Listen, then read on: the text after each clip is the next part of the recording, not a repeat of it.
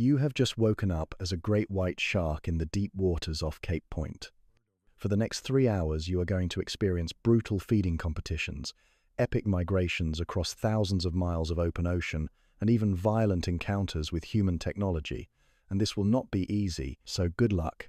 But before we get into this journey of apex predation, I'd appreciate it if you could subscribe, like the video, and why not leave a comment on where you are tuning in from and what animal you want me to cover next. Now, let's begin this epic adventure together. You exist in the space between sleeping and waking, though sleep as humans understand it is a foreign concept to your ancient mind. Instead, you drift in a state of restful alertness, your massive body moving through the water column with an efficiency that defies the laws of physics as land dwellers might understand them. The first pale fingers of sunlight are beginning to penetrate the surface far above you, creating shifting patterns of gold and blue that filter down through the water like a slow-motion aurora. Your position is roughly 30 meters beneath the surface, off the rocky shores of Cape Point, where the cold Benguela Current meets the warmer Agulhas Current in an underwater dance that has been choreographed by planetary forces for millions of years. This is your territory, though you hold no deed to it and recognize no borders except those written in scent trails and electrical signatures that paint invisible maps across your world. The water temperature registers at 15 degrees Celsius against your skin, and your body responds automatically, adjusting internal heat exchangers with the precision of a Swiss timepiece. Your countercurrent heat exchange system, a biological marvel that took evolution 40 million years to perfect, keeps your core temperature several degrees warmer than the surrounding water. This thermal advantage is what separates you from the cold-blooded masses, what makes you one of nature's most perfectly calibrated hunting machines.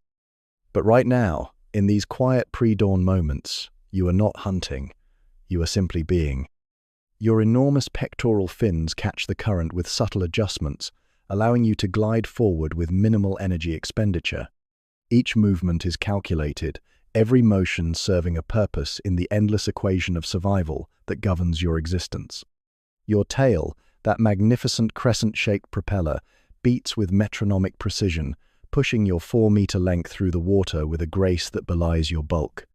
Your lateral line system, that network of sensory organs running along your flanks like an invisible highway of perception, picks up the minute pressure waves created by a school of yellowtail, moving through the water 200 meters away. The information flows to your brain as naturally as sight flows to a human's, painting a picture of movement and life in the blue-green darkness around you. These fish are not prey, not now, but their presence is noted and filed away in the complex database of your spatial awareness. Hunger is always there, a constant background hum in your consciousness like the drone of distant machinery. Your liver, that massive oil-filled organ that comprises nearly a quarter of your body weight, contains enough energy reserves to sustain you for weeks without feeding, but the metabolic demands of maintaining your body temperature and cruising through these waters mean that the fuel gauge is always ticking downward. You consumed a small 7-gill shark 3 days ago, but already your body is beginning to send the subtle chemical signals that will, in time, drive you to hunt again.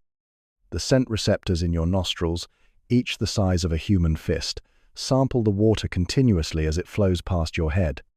Every molecule of seawater tells a story, carries information about the creatures that have passed this way in the hours and days before. There is the faint trace of seal colony from Seal Island, 7 kilometers to the northeast, where hundreds of Cape Fur seals haul out onto the rocky shores each evening.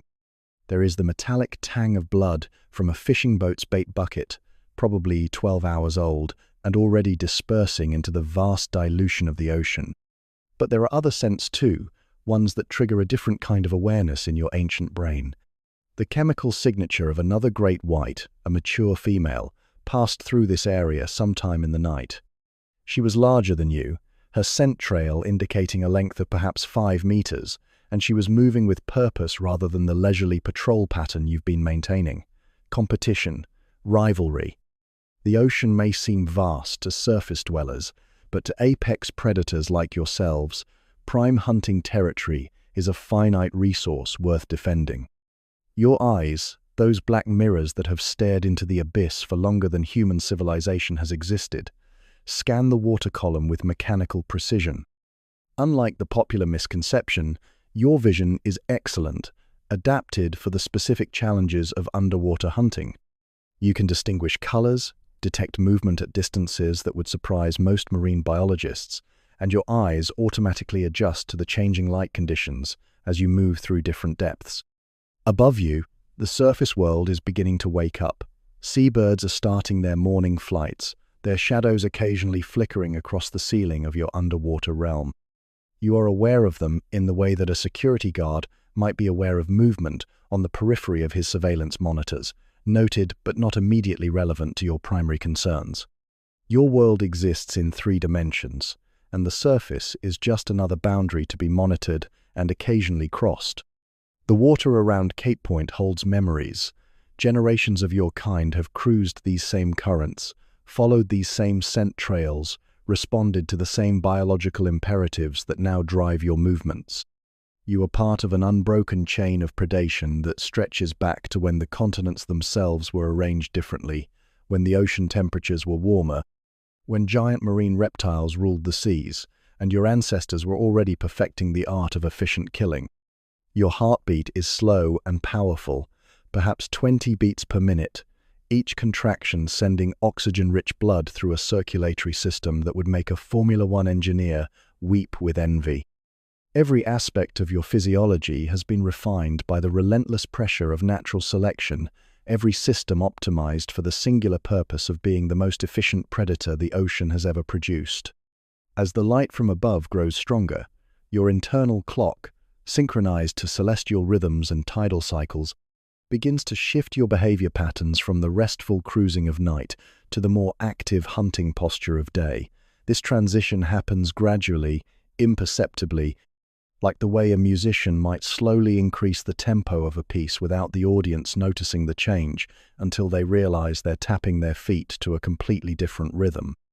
Your gills work steadily, extracting oxygen from the water with an efficiency that puts human technology to shame.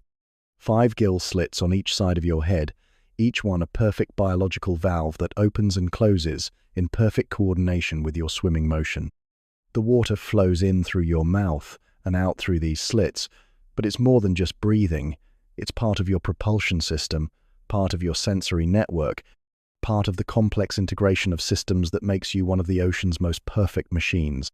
The empty feeling in your stomach is not yet urgent, but it's there, persistent and patient, like an old injury that aches before a storm.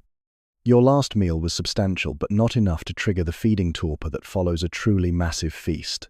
You remain alert, aware, ready to respond to opportunity when it presents itself. In the economy of apex predation, every calorie counts, every opportunity must be evaluated against the energy cost of pursuit and capture. You are aware, dimly, of unseen rivals moving through adjacent territories. The ocean carries their chemical signatures like a postal system written in molecules. There's a young male, perhaps 3 meters long, working the shallow reefs to the south. An old female, scarred and massive, patrols the deeper waters off the continental shelf.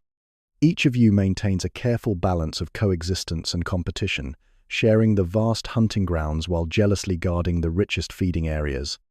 The day ahead stretches before you like an unwritten chapter, full of possibility and challenge. The seal colonies will be active as the water warms. The tuna schools will be moving through the outer reaches of your territory. Fishing boats will arrive, bringing their mechanical chaos and sometimes their accidental gifts of discarded bait and offal. Each of these events represents potential energy, potential sustenance, potential encounters that could define the trajectory of your day. But for now, in these peaceful moments, as dawn filters down through the water column like golden snow, you simply exist. You are 4 meters of perfectly evolved predator, a living torpedo designed by evolution's most demanding engineers, cruising through your liquid domain with the confidence that comes from occupying the apex of the food chain for over 400 million years. The great white shark, the last of the megalodon's distant cousins, a success story written in tooth and cartilage, in speed and power, in the patient art of being exactly what the ocean needs you to be. Your day is beginning, and with it, the eternal cycle of hunt and hunger, territory and survival. that has defined your species since before the first human ever looked out across the waves and wondered what moved beneath the surface of the deep blue sea. Scent on the current. The first hint arrives as little more than a whisper in the water, a molecular message so faint that it barely registers above the background noise of 1,000 other chemical signatures flowing past your receptors. But your olfactory system, refined by millions of years of evolutionary pressure, is capable of detecting blood in concentrations as low as 1 part per billion. What reaches you now is stronger than that, much stronger, and it carries with it the unmistakable signature of opportunity. Blood. Fresh blood, mammalian blood, rich with the proteins and fats that your body craves. The scent molecules bind to the receptors in your nostrils like keys fitting into locks, triggering a cascade of neural responses that travel from your olfactory bulbs to your brain faster than human thought. But this is not the frenzied, mindless response that popular culture might suggest. Instead, your reaction is calculated, methodical, the response of a predator that has learned over countless hunts that success requires patience as much as power. The scent trail leads northeast, toward the rocky shores where the Cape fur seals maintain their sprawling colonies. But this is not the generalized odor of a healthy seal colony, with its mixture of fish breath and wet fur and territorial musk. This is something else entirely. This is the metallic tang of injury, the sweet corruption of flesh exposed to seawater, the chemical signature of vulnerability that your species has been programmed to recognize and respond to for longer than mammals have walked on land. You adjust your course with the subtle precision of a submarine commander, your powerful tail fin driving you forward, while your pectoral fins make minute corrections to keep you aligned with the strengthening scent trail. The water temperature around you remains constant, but your internal thermostat begins to make small adjustments, preparing your muscles for the possibility of high-speed pursuit. Your heart rate increases imperceptibly, from 20 beats per minute to 22, flooding your system with slightly more oxygen-rich blood. The mathematics of predation begin to unfold in your brain like an ancient equation that has been solved countless times before. Distance to target, approximately 4 kilometers. Current speed, 2 meters per second in cruise mode. Energy expenditure at current pace versus energy expenditure at hunting speed. Probability of successful capture based on scent strength and dispersal pattern. Caloric value of average adult fur seal versus energy cost of pursuit and capture. These calculations happen automatically, below the level of conscious thought, processed by neural pathways that have been refined by natural selection into something approaching computational perfection. As you follow the scent trail, other information begins to filter through your sensory network. Your lateral line system picks up the pressure waves of something large moving through the water ahead, but the pattern is wrong for healthy seal locomotion. Instead of the rhythmic, powerful strokes of a capable swimmer, you detect irregular movements, inefficient propulsion, the hydrodynamic signature of an animal that is struggling against the medium that should be its natural element. The water around you carries more than just the target's scent now. You can taste the stress hormones flooding from the wounded animal, chemical markers of fear and pain that paint an increasingly detailed picture of what awaits you at the end of this trail. Your prey is not just injured, it is panicking, and panic makes even the most capable swimmers clumsy and predictable. But experience has taught you caution. The scent of blood and the promise of an easy meal can be a trap as often as an opportunity. Other predators will be converging on this same target, drawn by the same chemical signals that pulled you from your morning patrol.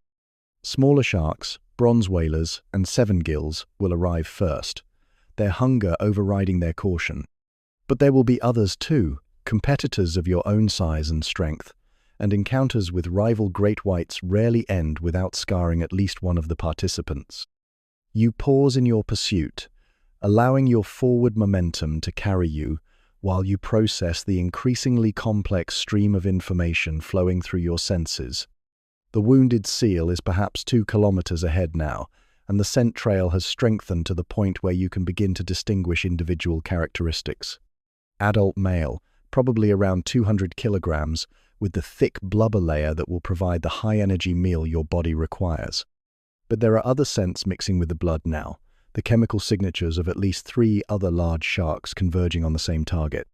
Your brain weighs the variables with the cold efficiency of a computer calculating orbital trajectories, the energy cost of engaging in competition with other apex predators, the risk of injury that could compromise your hunting ability for weeks or months, the probability that you will arrive to find nothing but a cloud of blood, and the departing shadows of more aggressive competitors. Against these risks, you balance a simple biological imperative. You need to feed, and opportunities like this one are rare enough that they cannot be casually dismissed. The decision, when it comes, feels less like a conscious choice than an inevitability. Your tail beat increases, your internal systems shift into a higher gear, and you begin the transformation from cruising predator to active hunter.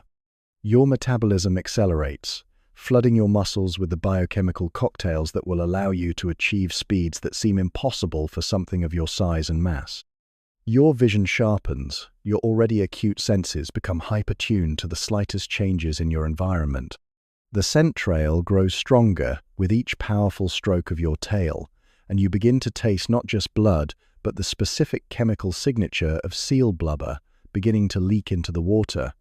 Your prey is not just wounded, it is badly wounded, probably bleeding from multiple lacerations that are too severe for its natural clotting mechanisms to control. This could be the result of a shark attack that was interrupted, or perhaps an encounter with one of the growing number of boat propellers that slice through these waters with increasing frequency. As you close the distance, your hydrodynamic senses begin to paint a more detailed picture of the scene ahead. The pressure waves your lateral line detects suggest that your target is near the surface, probably struggling to maintain its position in the water column. Surface feeding presents its own risks, exposing you to the attention of seabirds and the occasional human observer, but it also offers advantages. Seals are air-breathing mammals, and a wounded seal at the surface is an animal operating at a severe disadvantage. The water around you is beginning to change color, the clear blue-green of deep water giving way to the slightly murky brown-green that indicates you are approaching the coastal shallows. The rocky bottom of the Benguela Bank rises to meet you, covered in the kelp forests that provide shelter and feeding grounds for countless species of fish and invertebrates. These kelp forests are labyrinths, underwater jungles where a wounded animal might seek refuge and where a large predator might find its pursuit suddenly complicated by obstacles and blind corners. You can taste fear in the water now, the distinctive chemical cocktail that mammals release when they know they are being hunted. It is a scent that triggers something primitive in your brain, an instinctual response that has been refined over hundreds of millions of years of predator-prey relationships. But layered beneath the fear, you detect something else, something that makes you slow your approach and proceed with additional caution. The scent of another great white, fresh and strong, indicating that you are not the only apex predator that has been drawn to this opportunity. The chemical signature suggests a female, larger than yourself, and her scent trail indicates that she has been in the area for at least 20 minutes. Long enough to have assessed the situation, long enough to have claimed territorial rights to this particular meal, long enough to be prepared to defend her prize against interlopers. Your approach becomes more cautious, your movements more deliberate. Competition with other great whites follows ancient protocols, ritualized displays of dominance and submission that usually prevent fatal encounters between members of your species, usually, but not always. The stakes of this particular encounter will depend on how hungry your competitor is, how long it has been since her last substantial meal, how willing she is to risk injury for the sake of a wounded seal. The scent trail is almost overwhelming now, a chemical symphony of blood and fear and mammalian distress that fills your nostrils and floods your brain with predatory impulses. But your experience tempers that impulse with caution, reminds you that the most successful hunts are the ones where patience and calculation triumph over raw aggression. Ahead of you, perhaps 500 meters away, the water begins to shimmer with the telltale disturbance patterns that indicate violent surface activity. Your prey is there, struggling in its final moments, and your competition is there as well, circling and evaluating just as you are. The next few minutes will determine whether you feed today or whether you must continue your search elsewhere, whether you add another successful hunt to your lifetime tally, or whether discretion proves the better part of valor in the endless game of oceanic survival.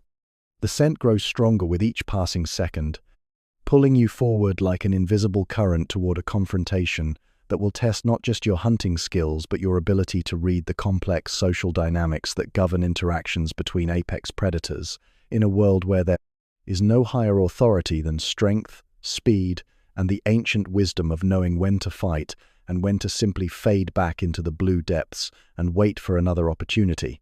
The breach. The moment of decision arrives with the sudden clarity that comes only in the seconds before irreversible action.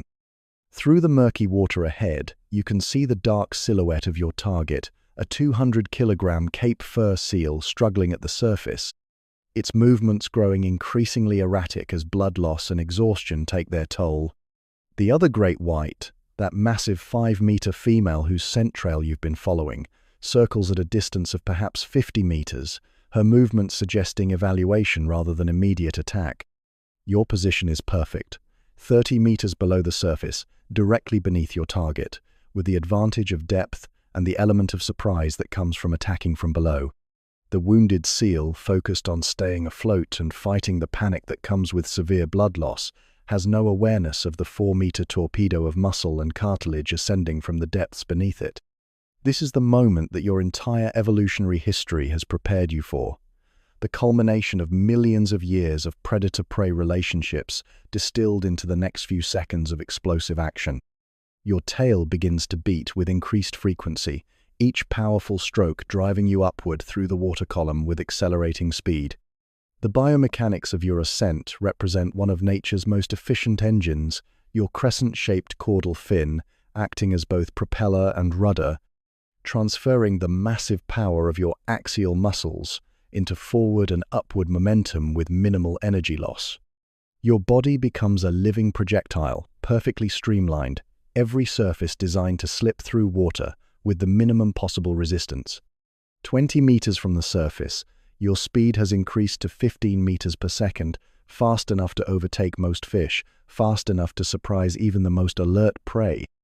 The water streams past your body in sheets of silvery bubbles, the turbulence of your passage creating a wake that would be visible from above if anyone were watching.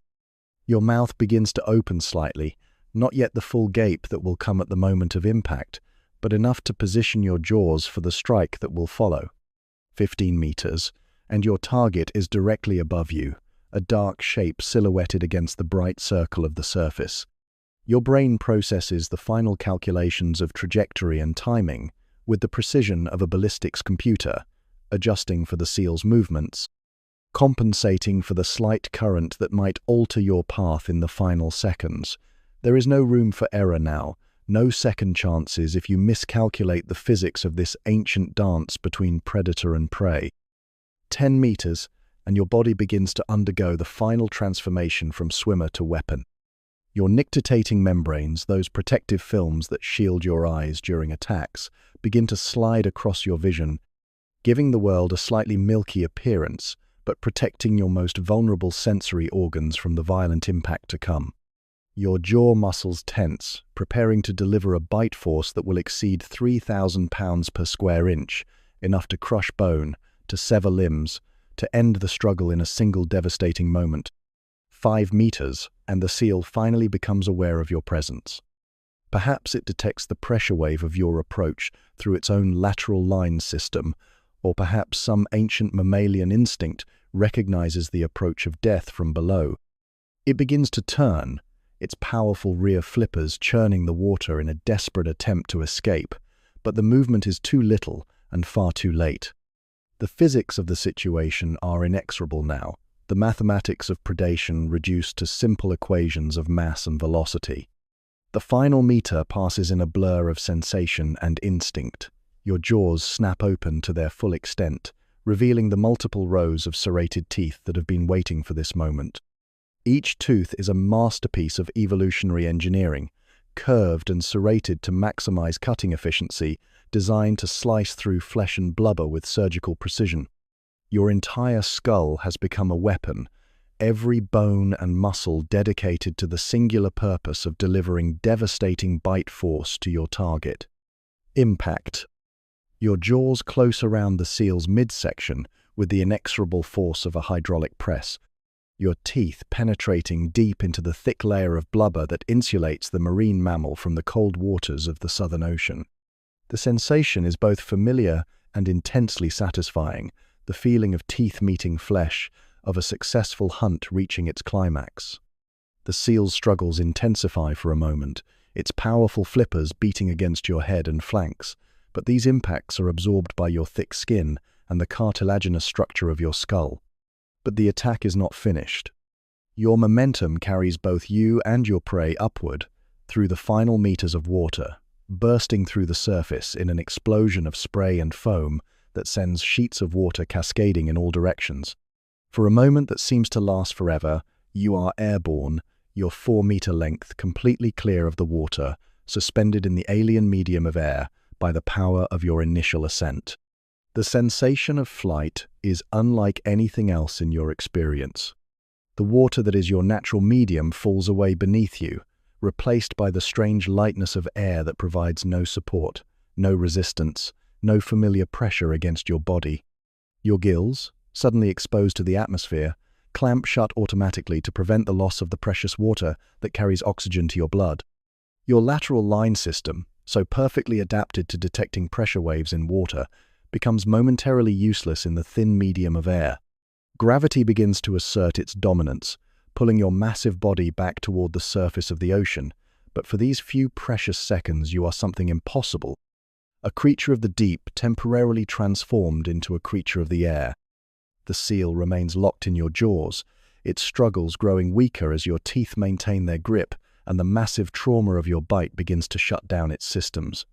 The arc of your breach carries you perhaps 3 meters above the surface, high enough to be visible from a considerable distance, high enough to attract the attention of any seabirds or human observers who might be in the area. But such concerns are secondary to the primary business at hand, the ancient ritual of predator-consuming prey that has been playing out in the oceans for hundreds of millions of years. Your body reaches the apex of its arc and begins the inevitable descent back to your natural element. The impact with the water is tremendous, a collision that sends shockwaves through the surface and creates a crater of foam and bubbles that takes several seconds to subside. The seal, already weakened by blood loss and now traumatized by the devastating bite, offers little resistance as you drag it beneath the surface. Your attack has been successful, but the work is not finished. The seal, though mortally wounded, still retains enough life to struggle, and your grip, though powerful, is not yet sufficient to ensure that your prey cannot escape. This is the moment when your hunting technique becomes most refined, when the raw power of your initial attack must be supplemented by the precise application of force and leverage. You begin the killing shake, a violent side-to-side motion of your head that multiplies the force of your bite and ensures that your teeth cut through vital organs and major blood vessels. The motion is not random but carefully controlled, each shake designed to maximize tissue damage while maintaining your grip on the increasingly lifeless seal.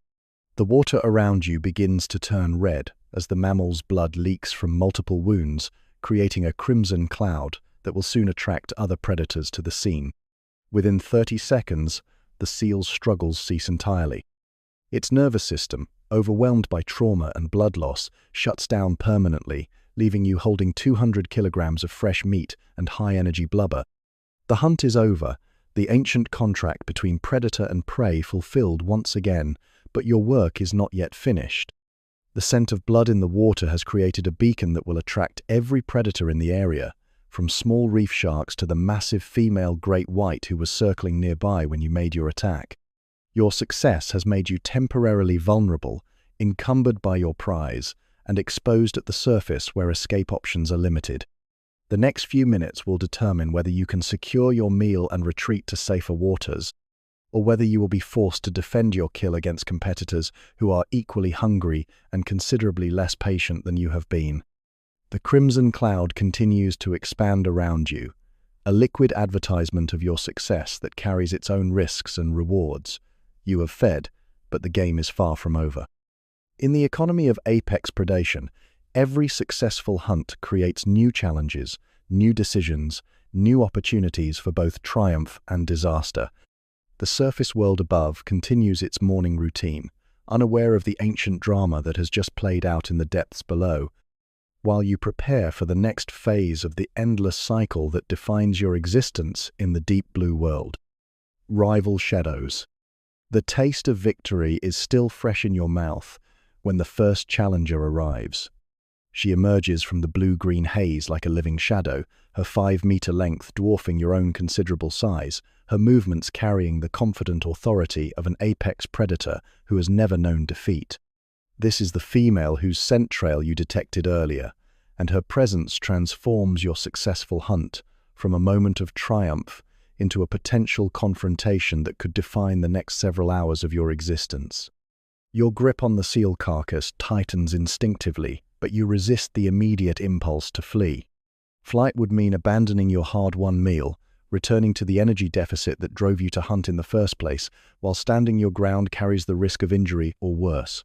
The mathematics of survival become complex when apex predators meet over contested resources, and the calculations that govern such encounters are written in a language of posture, movement, and the subtle communication systems that your species has developed over millions of years of coexistence and competition.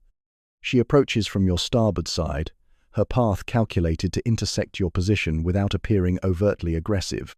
Her swimming pattern is different from the efficient cruise mode you've observed in solitary sharks, more deliberate, more formal, like a diplomat approaching a negotiation where the stakes are measured in blood and meat rather than words and treaties.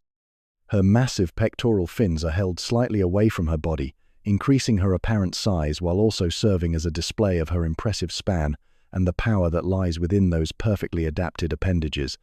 At 20 meters distance, she begins the first phase of what marine biologists would recognize as ritualized aggression, though they would struggle to appreciate the nuanced complexity of the communication taking place. Her mouth opens slightly, not the full gape of attack preparation, but enough to display the forest of teeth that lines her jaws, each one a white dagger gleaming in the filtered sunlight that penetrates the water column. The message is clear and ancient. She is armed, she is dangerous, and she is prepared to use those weapons if the situation demands it. Your response is equally ritualized, equally loaded with evolutionary significance. You release your grip on the seal carcass momentarily, allowing it to drift in the current while you turn to face your challenger directly. Your own jaws open in mirror response to hers, displaying your own impressive dental arsenal, though you are acutely aware that her teeth are larger, more numerous, backed by a bite force that could exceed 4,000 pounds per square inch. Size matters in these confrontations, and she has the advantage of perhaps a meter in length and several hundred kilograms in mass. The standoff continues as she circles you at a distance of 15 meters, her movements slow and deliberate, designed to assess your condition, your resolve, your willingness to defend your prize. Her lateral line system is reading the minute pressure waves generated by your movements, painting a picture of your physiological state that is as detailed as any medical examination. She can detect your elevated heart rate, the increased muscle tension that accompanies confrontation, the subtle changes in your swimming pattern that indicate both stress and determination. Your own sensory systems are equally active, gathering intelligence about this magnificent and dangerous competitor. Her scent trail tells a story of recent success, indicating that she has fed within the past few days, which should theoretically reduce her motivation to fight for your seal. But it also carries traces of reproductive hormones, suggesting that she may be entering the complex behavioral changes that accompany the mating season, when the normal calculations of risk and reward become skewed by biological imperatives that override simple hunger. At 10 meters, she performs the lateral display that is perhaps the most dramatic element of great white shark confrontation behavior. She turns sideways to you, presenting her full profile, allowing you to appreciate the massive bulk of her body, the impressive girth that speaks of years of successful hunting, and the accumulation of energy reserves that come only to the most skilled predators.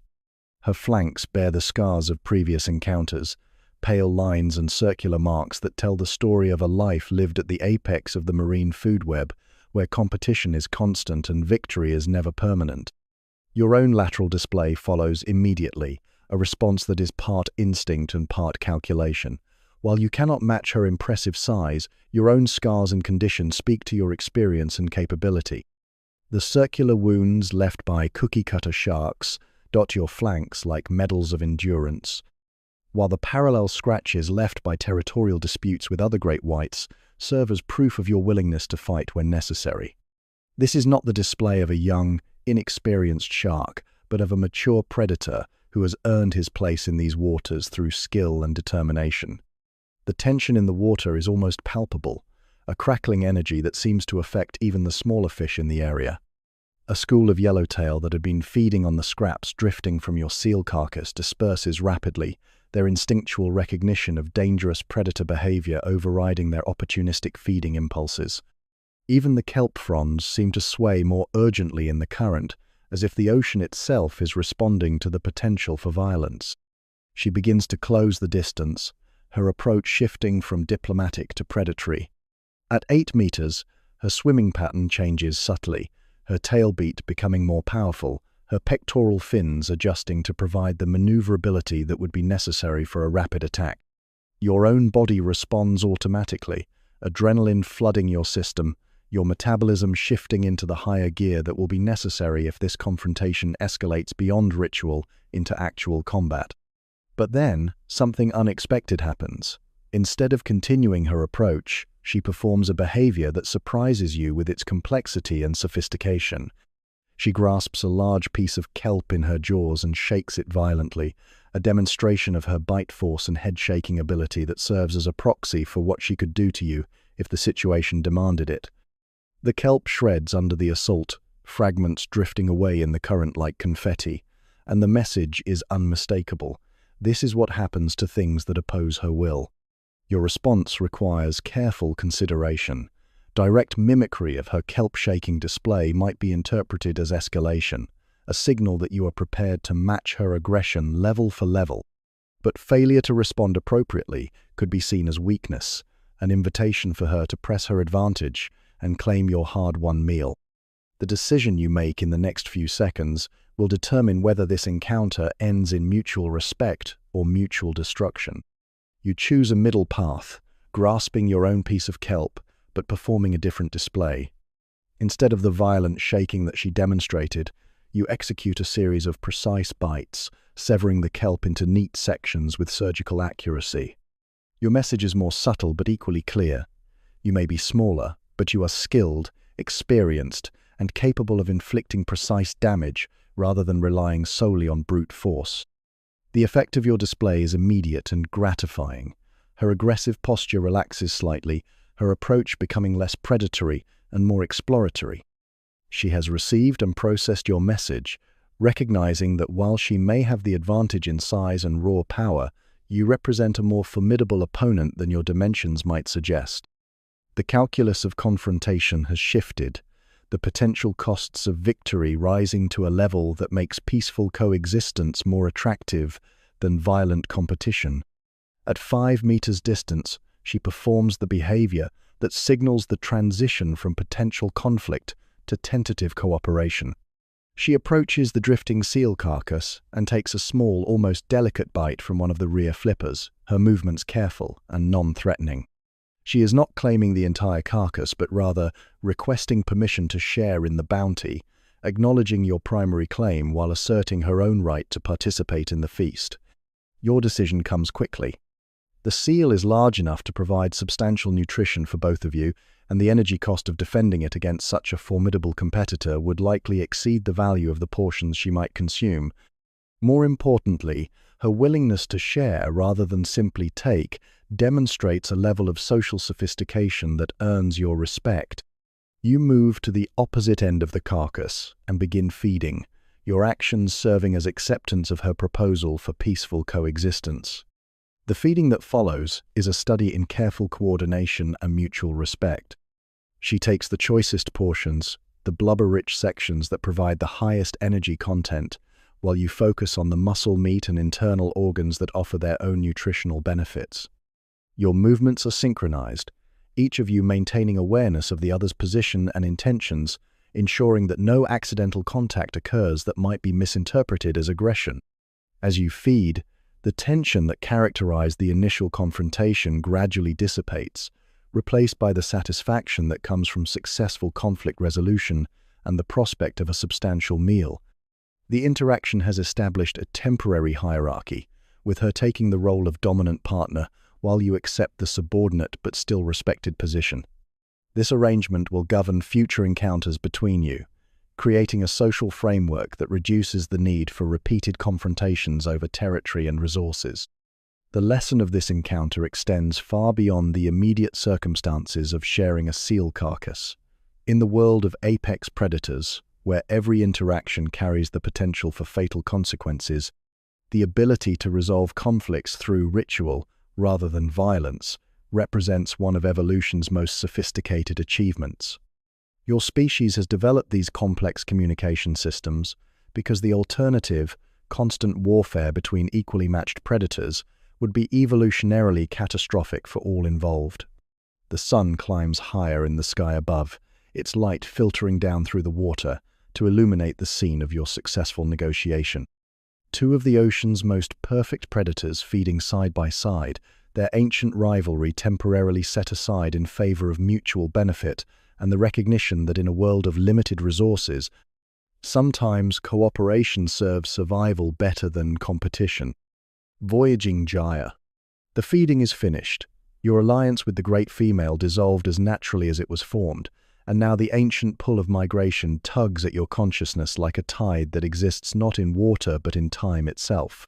The massive seal carcass has provided enough energy to fuel your next great journey, the 1,500 kilometers of open ocean that separate your current position off the South African coast from the mysterious waters that marine biologists have dubbed the White Shark Cafe, that enigmatic region of the Central Pacific, where great whites from across the ocean gather for reasons that remain largely unknown to science. Your body has shifted into migration mode, a physiological state as different from hunting as sleep is from wakefulness. Your liver, that massive organ that serves as both your buoyancy control system and your primary energy storage facility, is now heavy with the oils and nutrients extracted from your recent meal. The rich blubber and protein have been processed by your digestive system with remarkable efficiency, converted into the specialized compounds that will sustain you through weeks of blue water travel where prey encounters may be separated by hundreds of kilometers and days of searching. The departure from coastal waters is gradual, a slow transition from the kelp forests and rocky reefs of the continental shelf to the deeper, clearer waters of the open ocean. As you swim westward, the bottom falls away beneath you like a cliff face dropping into an aquatic abyss. The familiar landmarks of your hunting territory, the underwater mountains and valleys that you navigate with the casual familiarity of a commuter traveling well-known roads, recede behind you until they exist only as memories stored in the complex spatial maps that your brain maintains of your liquid world. Your navigation system is one of evolution's most sophisticated achievements, a biological GPS that operates on principles that human technology is only beginning to understand. Deep within your skull, specialized cells detect the Earth's magnetic field with a precision that would be impressive in an electronic compass. These magnetoreceptors allow you to sense not just direction but also your position relative to the planet's magnetic grid, providing a framework for navigation that remains constant across thousands of kilometers of seemingly featureless ocean. But magnetoreception is only one component of your navigational toolkit. Your eyes, adapted for the specific challenges of underwater vision, can detect the polarization patterns of sunlight as it filters down through the water column, providing another layer of directional information that remains accurate even when the magnetic compass readings become ambiguous. The position of the sun itself, tracked across your field of vision as you maintain your westward heading, serves as a celestial navigation aid that would be familiar to any human sailor, though your ability to compensate for the refraction effects of water gives you an accuracy that surpasses most human navigational methods. Your lateral line system contributes its own information to the navigational matrix, detecting the subtle pressure waves that reflect off distant underwater mountains and seamounts, creating a sonar picture of the ocean floor that extends far beyond the range of your vision. These pressure signatures become as familiar as road signs to a traveling shark, each underwater landmark contributing to the mental map that guides your journey across the vast expanses of the Pacific. As the waters around you deepen and clear, the ecosystem changes dramatically. The rich abundance of the continental shelf gives way to the blue water desert of the open ocean, where life exists in scattered oases separated by kilometers of seemingly empty water. But your experience tells you that this apparent emptiness is an illusion, that the open ocean contains its own complex web of life, its own opportunities for the patient and skilled predator. Your swimming pattern shifts to accommodate the new environment and the demands of long-distance travel. Gone is the casual cruising speed of territorial patrol, replaced by the steady, efficient rhythm of a long-distance swimmer. Your tailbeat settles into a metronomic pattern that will carry you across thousands of kilometers while expending the minimum possible energy. Each stroke is calculated, each movement designed to extract maximum propulsion from minimum effort. The phenomenon known as yo-yo diving begins now, a behavior that puzzled marine biologists for decades before they began to understand its elegant efficiency. You descend to depths of 400 meters, where the water is cold and your body's heat exchange systems must work harder to maintain your internal temperature, but where the energy cost of swimming is reduced by the decreased water density and the absence of surface turbulence. Then you ascend gradually, riding the thermal layers like an underwater glider, allowing the natural buoyancy changes caused by temperature variations to provide lift that supplements your swimming effort. This pattern of descent and ascent continues for hours, each cycle carrying you several kilometers closer to your destination, while minimizing the energy expenditure that would be required for sustained surface swimming. Your route takes advantage of the great oceanic currents, those massive rivers within the sea that circle the planet's ocean basins like liquid highways. You angle your course to intercept the south equatorial current, allowing its westward flow to add several kilometers per hour to your speed, while reducing your own swimming effort. Days pass in this rhythm of dive and rise, swim and glide, following currents and magnetic headings across waters that grow progressively deeper and more tropical as you move away from the cold Southern Ocean and toward the warmer Central Pacific. Your internal clock, synchronized to celestial cycles and the subtle temperature variations that mark the passage of time, even in the depths of the ocean, tracks your progress with the accuracy of a Swiss chronometer. The hunger that drove your recent hunt begins to return, but slowly, moderated by the massive energy reserves you carry and the reduced metabolic demands of efficient long-distance swimming. Your body has entered a state that human marathon runners would recognize, a metabolic efficiency mode where every calorie is carefully allocated, every energy expenditure precisely calculated against the demands of the journey ahead. Occasionally, you encounter other travelers in this liquid desert. A pod of pilot whales passes overhead, their echolocation clicks, creating an acoustic landscape that your lateral line system can detect and interpret. Their presence indicates deep water and the possibility of squid, those cephalopod prey that inhabit the twilight zone between the surface and the abyss. But pilot whales are not prey for even the largest great white, and their passing is noted and filed away as navigational information rather than hunting opportunity. Bluefin tuna, those other great migrants of the Pacific, sometimes cross your path, their bullet-shaped bodies cutting through the water with a speed that makes even your impressive velocity seem pedestrian. These encounters are frustrating, brief glimpses of high-energy prey that are simply too fast and too alert to be viable targets for a predator whose hunting strategy relies on stealth and ambush rather than sustained pursuit. You watch them disappear into the blue distance with the philosophical acceptance of a predator who understands that not every prey animal can or should be pursued. The ocean soundscape changes as you travel deeper into open water. The coastal cacophony of breaking waves, seal colonies, and fishing boat engines fades, replaced by the more subtle sounds of the deep ocean. Whale songs echo through the water column, some so low in frequency that you feel them as much as hear them, vibrations that travel thousands of kilometers from their sources. Container ships trace their routes across the surface far above, their massive engines creating underwater noise signatures that can be detected from dozens of kilometers away. Your route takes you through areas where the seafloor lies 4 kilometers beneath your fins, abyssal plains covered with sediments that have been accumulating for millions of years. The pressure at these depths would crush most surface-dwelling creatures instantly, but your cartilaginous skeleton and oil-filled liver are perfectly adapted for the pressure changes you encounter during your deep dives. You are, in effect, a living submarine, capable of operating efficiently across a pressure range that spans from surface conditions to the crushing depths of the ocean's midnight zone. Weeks pass in this pattern of travel, each day bringing you closer to your mysterious destination. Your mental map of the ocean expands with each kilometer covered, new landmarks and navigational references added to the complex spatial database that your brain maintains. Underwater mountain ranges appear and disappear beneath you, their peaks sometimes rising to within a few hundred meters of the surface, creating upwelling zones where nutrients from the deep ocean mix with surface waters and support blooms of plankton that attract small fish, which in turn attract larger predators.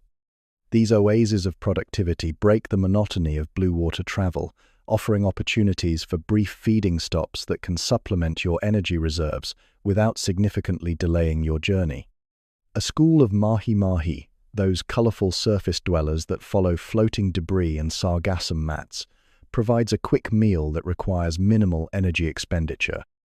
Your attack is swift and efficient, more reflex than calculation, the muscle memory of countless hunts reducing the complex choreography of predation to a few seconds of explosive action. The encounter with the mahi-mahi reminds you that even in the apparent emptiness of the open ocean, opportunities exist for those who know where to look and how to take advantage of them. Floating logs and debris, often traveling for years on the ocean currents, create tiny ecosystems that attract fish seeking shelter and invertebrates seeking surfaces to colonize. These floating islands of life become magnets for predators, temporary feeding stations in the vast blue desert. Your journey continues, guided by instincts and navigational systems that predate human civilization by millions of years. The White Shark Cafe grows closer with each passing day, though what awaits you there remains mysterious even to your ancient consciousness. Perhaps it is a mating ground, a feeding area where deep water prey concentrates in patterns known only to your species, or simply a way station in a migration cycle that serves purposes beyond simple feeding and reproduction. As you swim through the endless blue, your thoughts, if they can be called thoughts, turn to the cyclical nature of your existence.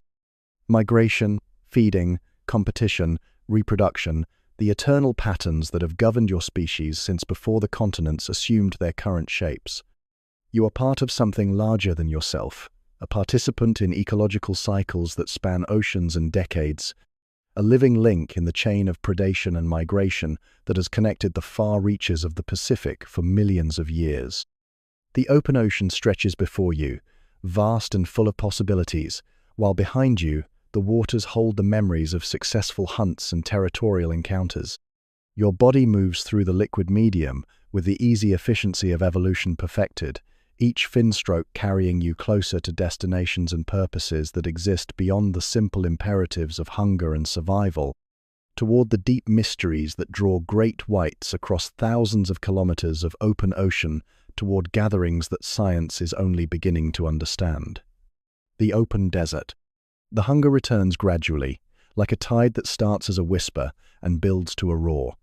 3 days have passed since your last significant meal, that opportunistic encounter with the mahi-mahi school that provided temporary relief but fell far short of the caloric abundance you require to maintain your massive frame across these vast distances.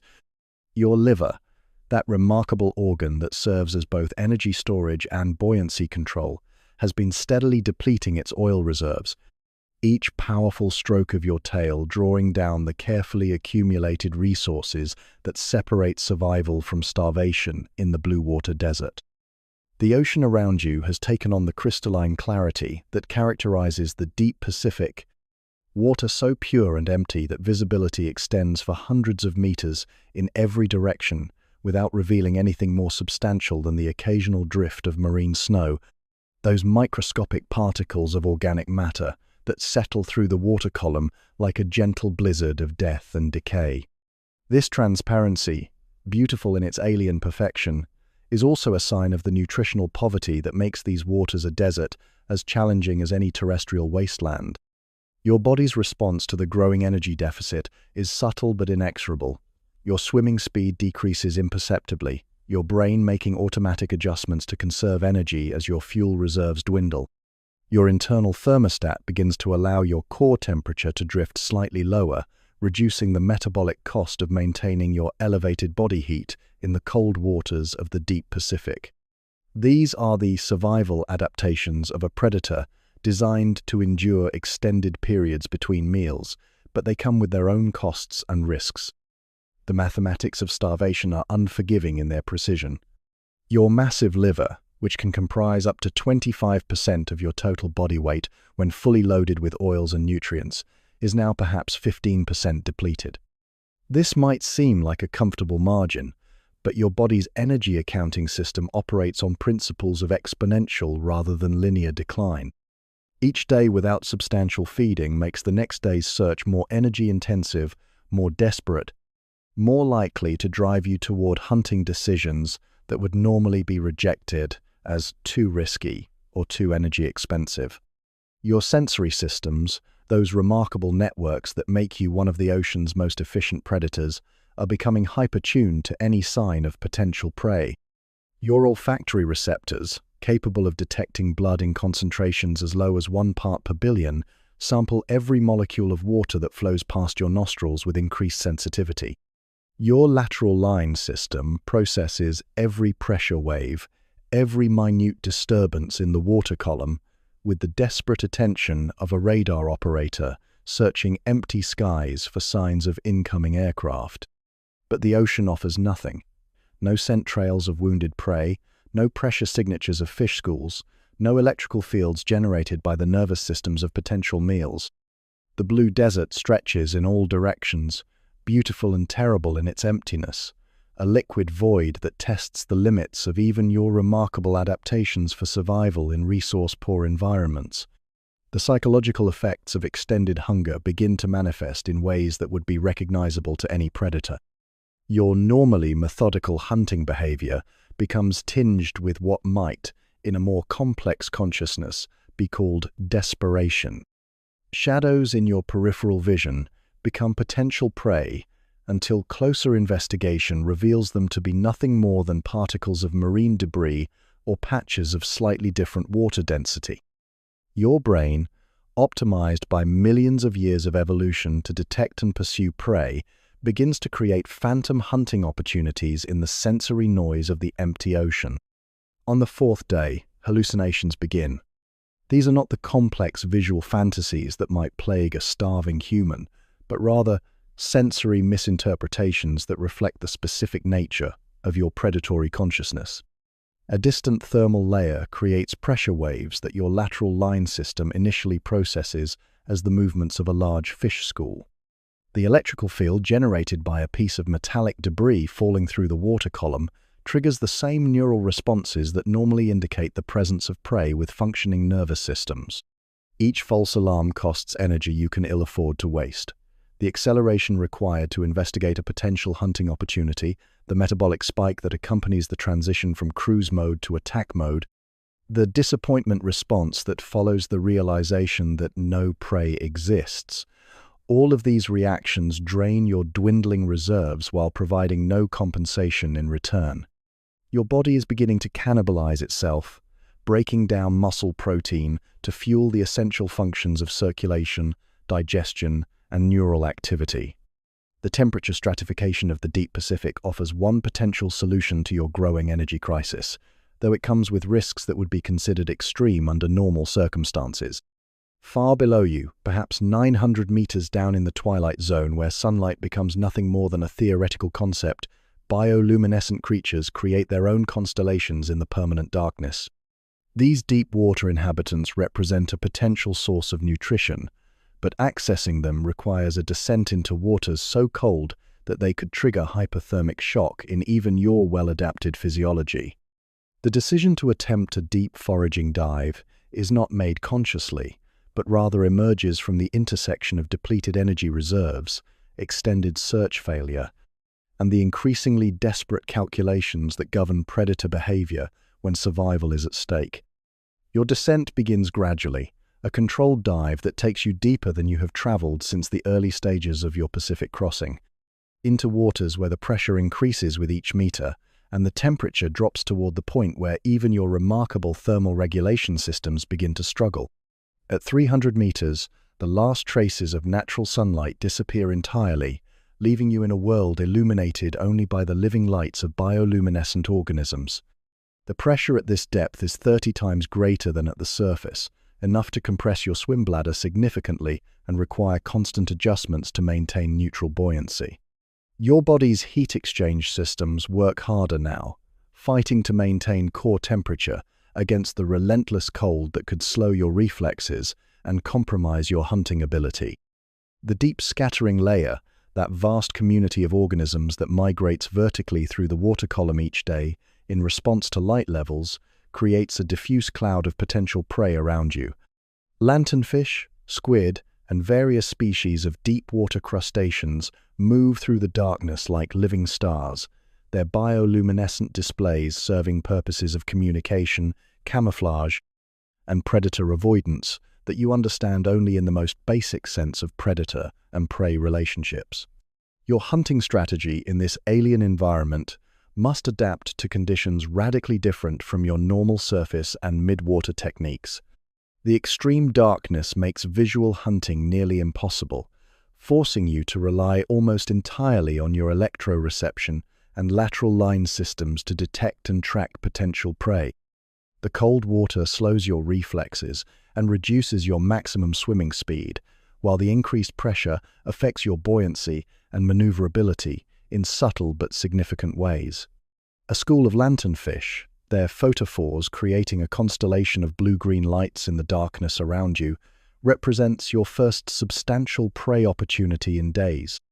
These small, deep-water fish lack the size and energy content of your preferred surface prey, but their abundance could compensate for their individual insignificance. Your approach must be carefully calculated, balancing the energy cost of pursuit against the potential caloric return, while operating in environmental conditions that push your physiological systems to their limits. The attack, when it comes, is a study in the adaptability that has made your species one of evolution's most successful predators. Your mouth opens wide to maximize the volume of water and fish you can engulf in a single pass, while your gill rakers work to strain the small prey from the water like a biological filter system. The technique is less elegant than your normal precision strikes, but far more appropriate for harvesting large numbers of small prey in the resource-poor environment of the deep ocean. The lanternfish provide sustenance, but not satisfaction. Their total biomass, even consumed in large numbers, represents only a fraction of the energy content of a single large fish or marine mammal. The effort required to capture them in the challenging conditions of the deep water consumes a significant portion of the energy they provide, leaving you with a net gain that barely slows the depletion of your liver reserves. As you prepare to ascend from the depths, your body beginning to shiver slightly from the extended exposure to near-freezing water, you reflect on the harsh mathematics of survival in the open ocean. The blue water desert tests every predator that ventures into its vastness, separating the merely capable from the truly exceptional.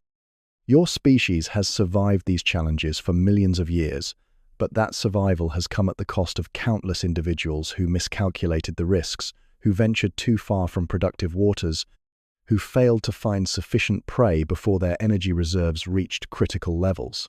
The ascent to warmer waters brings relief but also uncertainty. Your brief foray into the deep has provided minimal nutrition while consuming precious energy reserves.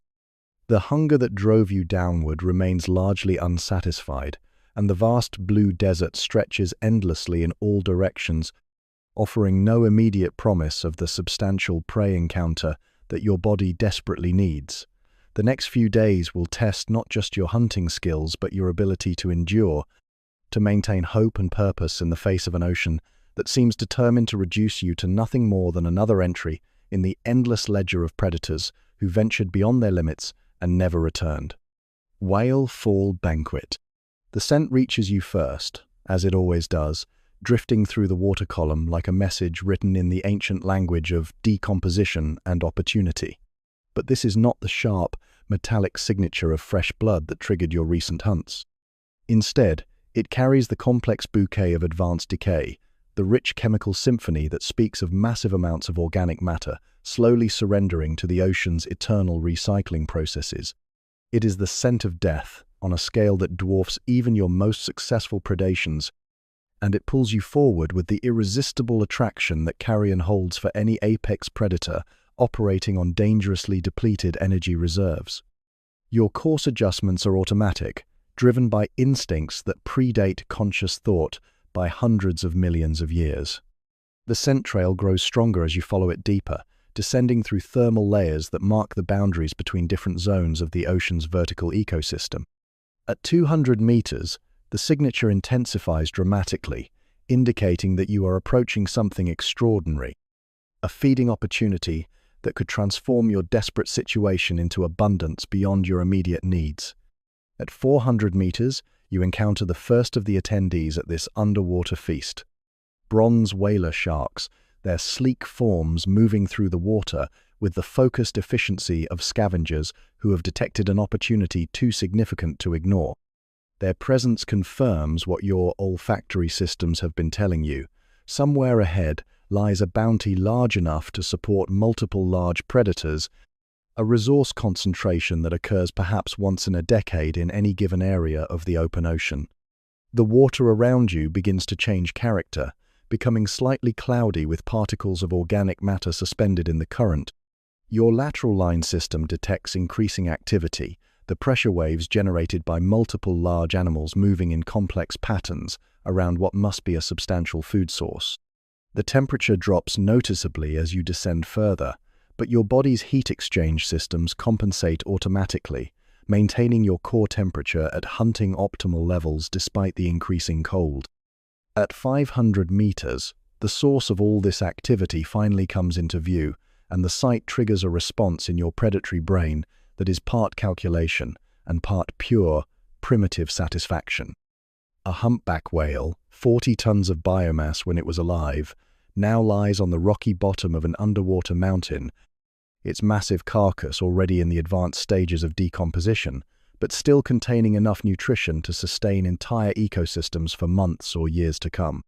This is a whale fall, one of the ocean's most spectacular feeding events, a bonanza that occurs when these massive marine mammals die and sink to the depths.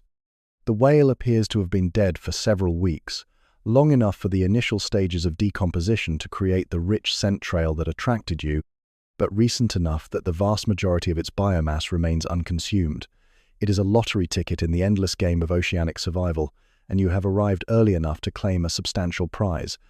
The feeding hierarchy around the carcass reflects the complex social dynamics that govern such rare events. Sleeper sharks, those massive deep-water predators that can exceed your own length, work methodically at the whale's flanks, their powerful jaws tearing away strips of blubber with the patient efficiency of creatures adapted for processing very large prey. Six-gill sharks circle at a respectful distance, waiting for their opportunity to feed while remaining alert to the movements of larger, more aggressive competitors. Your arrival changes the dynamic immediately. As one of the ocean's apex predators, you possess an automatic claim to choice feeding positions, but exercising that claim requires careful negotiation with the other large sharks already present. The sleeper sharks, massive but slow-moving, pose no immediate threat but command respect through sheer size. The bronze whalers, smaller but more aggressive, watch your approach with the wariness of competitors who understand that feeding hierarchies can change rapidly when apex predators enter the equation. You approach the carcass from above, your descent carrying the authority of a predator, accustomed to taking what it needs from any situation. Your first target is the whale's belly, where the blubber layer is thickest and the energy content highest.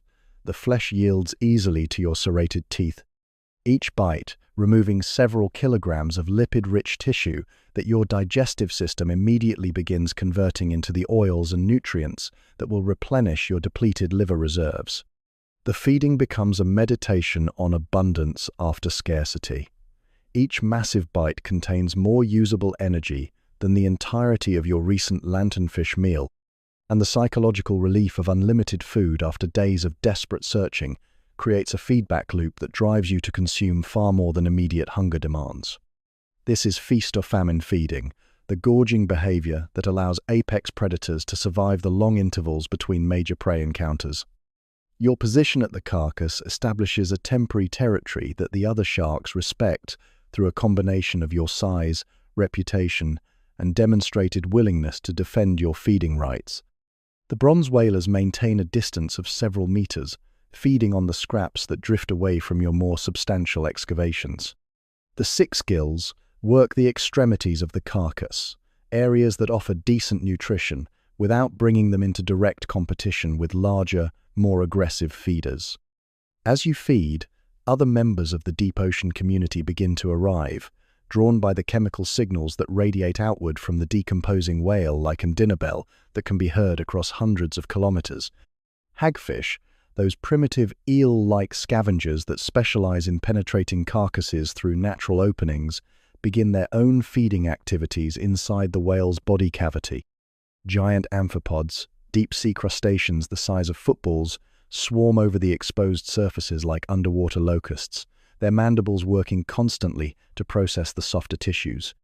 The ecological significance of this whalefall extends far beyond the immediate feeding opportunities it provides. When a whale dies and sinks to the deep ocean floor, it creates what marine biologists call a stepping stone ecosystem, an oasis of productivity in the nutrient-poor environment of the abyss. The carcass will support specialized communities of bacteria, worms, and other organisms for decades, some of which exist nowhere else on Earth except around whale falls. Your feeding strategy adapts to take advantage of the unique characteristics of whale tissue. The blubber provides immediate energy in the form of easily digestible lipids, while the muscle meat offers protein for maintaining and rebuilding your own tissue. You consume both with equal efficiency, your digestive system capable of processing vast quantities of food when the opportunity presents itself. Your stomach, normally compressed to save space, expands to accommodate the massive meal, stretching to hold perhaps 50 kilograms of whale, flesh, and blubber. But even this abundance comes with its own challenges and risks. The decomposing whale flesh contains bacterial communities that could pose health risks if consumed in excessive quantities. Your immune system, evolved to handle the pathogens associated with carrion feeding, works overtime to process the foreign microorganisms, while your digestive system extracts maximum nutrition from each bite. The balance between consumption and contamination is delicate, requiring the kind of biological wisdom that comes only from millions of years of evolutionary trial and error. The other hazard of whalefall feeding is the attention it attracts from the ocean's most dangerous predators. Orcas, those apex predators that even great whites fear, are known to visit whale falls when the opportunity presents itself. Their sonar signatures carry for dozens of kilometers through the deep water, providing advance warning of their approach, but also creating a constant undercurrent of tension that affects the behavior of every other predator at the feast. As you continue feeding, your body begins to undergo the physiological changes that accompany massive caloric intake. Your liver starts to swell as it processes and stores the influx of lipids, your blood chemistry shifts to accommodate the sudden abundance of nutrients, and your metabolic rate increases to handle the enormous digestive workload. These are the adaptations that allow apex predators to survive in environments where feast and famine alternate with little warning or regularity. The social dynamics around the carcass continue to evolve as more predators arrive and the most desirable feeding positions become increasingly contested. A large female great white, perhaps even larger than yourself, appears from the blue depths and begins to assess the situation with the calculating gaze of a predator evaluating both opportunity and competition. Her presence will require a recalculation of the feeding hierarchy, potentially forcing you to defend your position or accept a subordinate role in exchange for continued access to the bounty. Hours pass in this rhythm of feeding and social navigation, your body gradually transitioning from the desperate hunger of the open ocean to the satisfied lethargy that follows a truly substantial meal. Your movements become slower, more deliberate, as your digestive system diverts energy from swimming muscles to the complex processes of breaking down and storing the massive quantity of food you have consumed. The whale carcass, despite the intensive feeding activity of dozens of predators and scavengers, still retains perhaps 80% of its original biomass. Whale falls can support feeding communities for months or even years, their massive size ensuring that even intensive predation by large sharks cannot quickly deplete the available resources. This is sustainability on a scale that dwarfs human understanding, a natural recycling system that has been operating in the deep ocean for millions of years. As your feeding session reaches its natural conclusion, your body heavy with consumed whale flesh, and your liver already beginning the process of converting the meal into long-term energy storage, you begin to consider your next moves. The whale fall represents more than just a meal.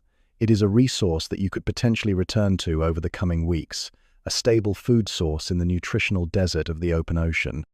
But it also represents a commitment, tying you to a specific location when your migratory instincts call for continued movement toward your mysterious Pacific destination.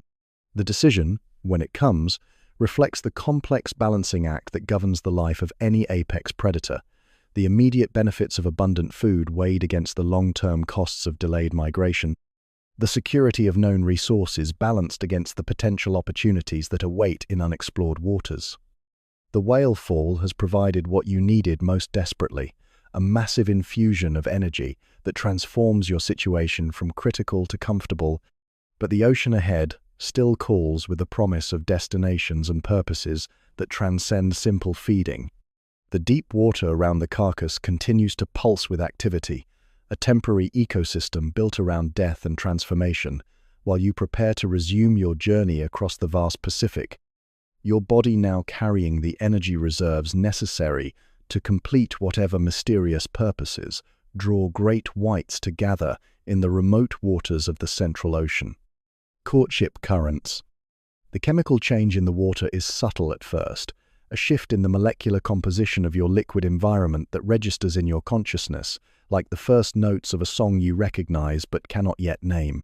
Your olfactory receptors, those exquisitely sensitive chemical analyzers that line your nasal passages, begin to detect traces of hormones and pheromones that speak to biological imperatives far older and more powerful than simple hunger. The whale fall feast has restored your energy reserves and triggered cascading hormonal changes throughout your system, awakening drives that have lain dormant during your long migration across the blue desert of the Pacific. You have reached the edges of what marine biologists call an aggregation zone, though their clinical terminology fails to capture the profound biological significance of what occurs in these mysterious waters. This is a place where great whites gather not for feeding or territorial purposes, but for the ancient ritual of reproduction that ensures the continuation of your species.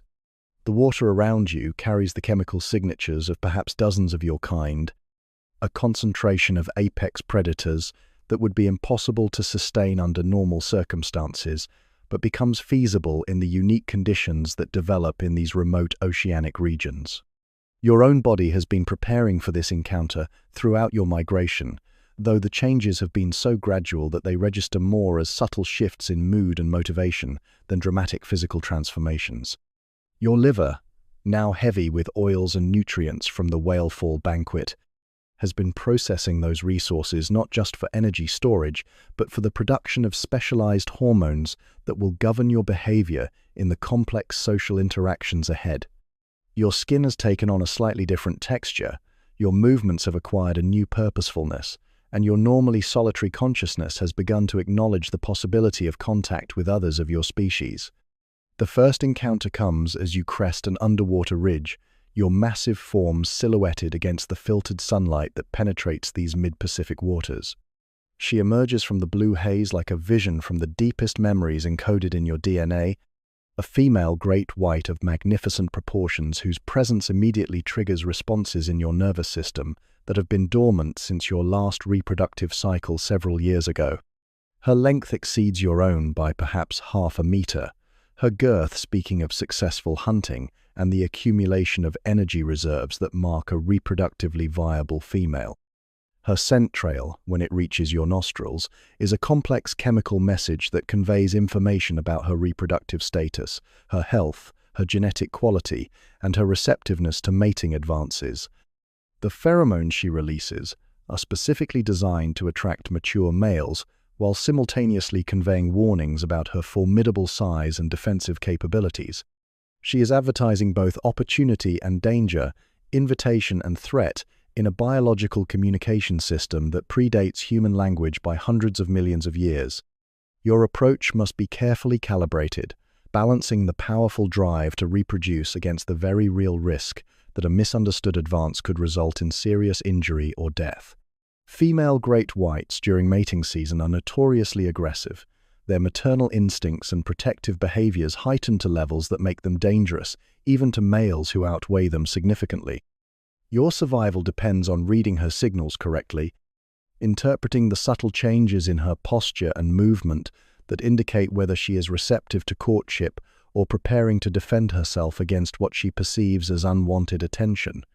The courtship dance begins with a series of cautious approaches and withdrawals, a ritual as formalized as any diplomatic protocol but far more ancient in its origins.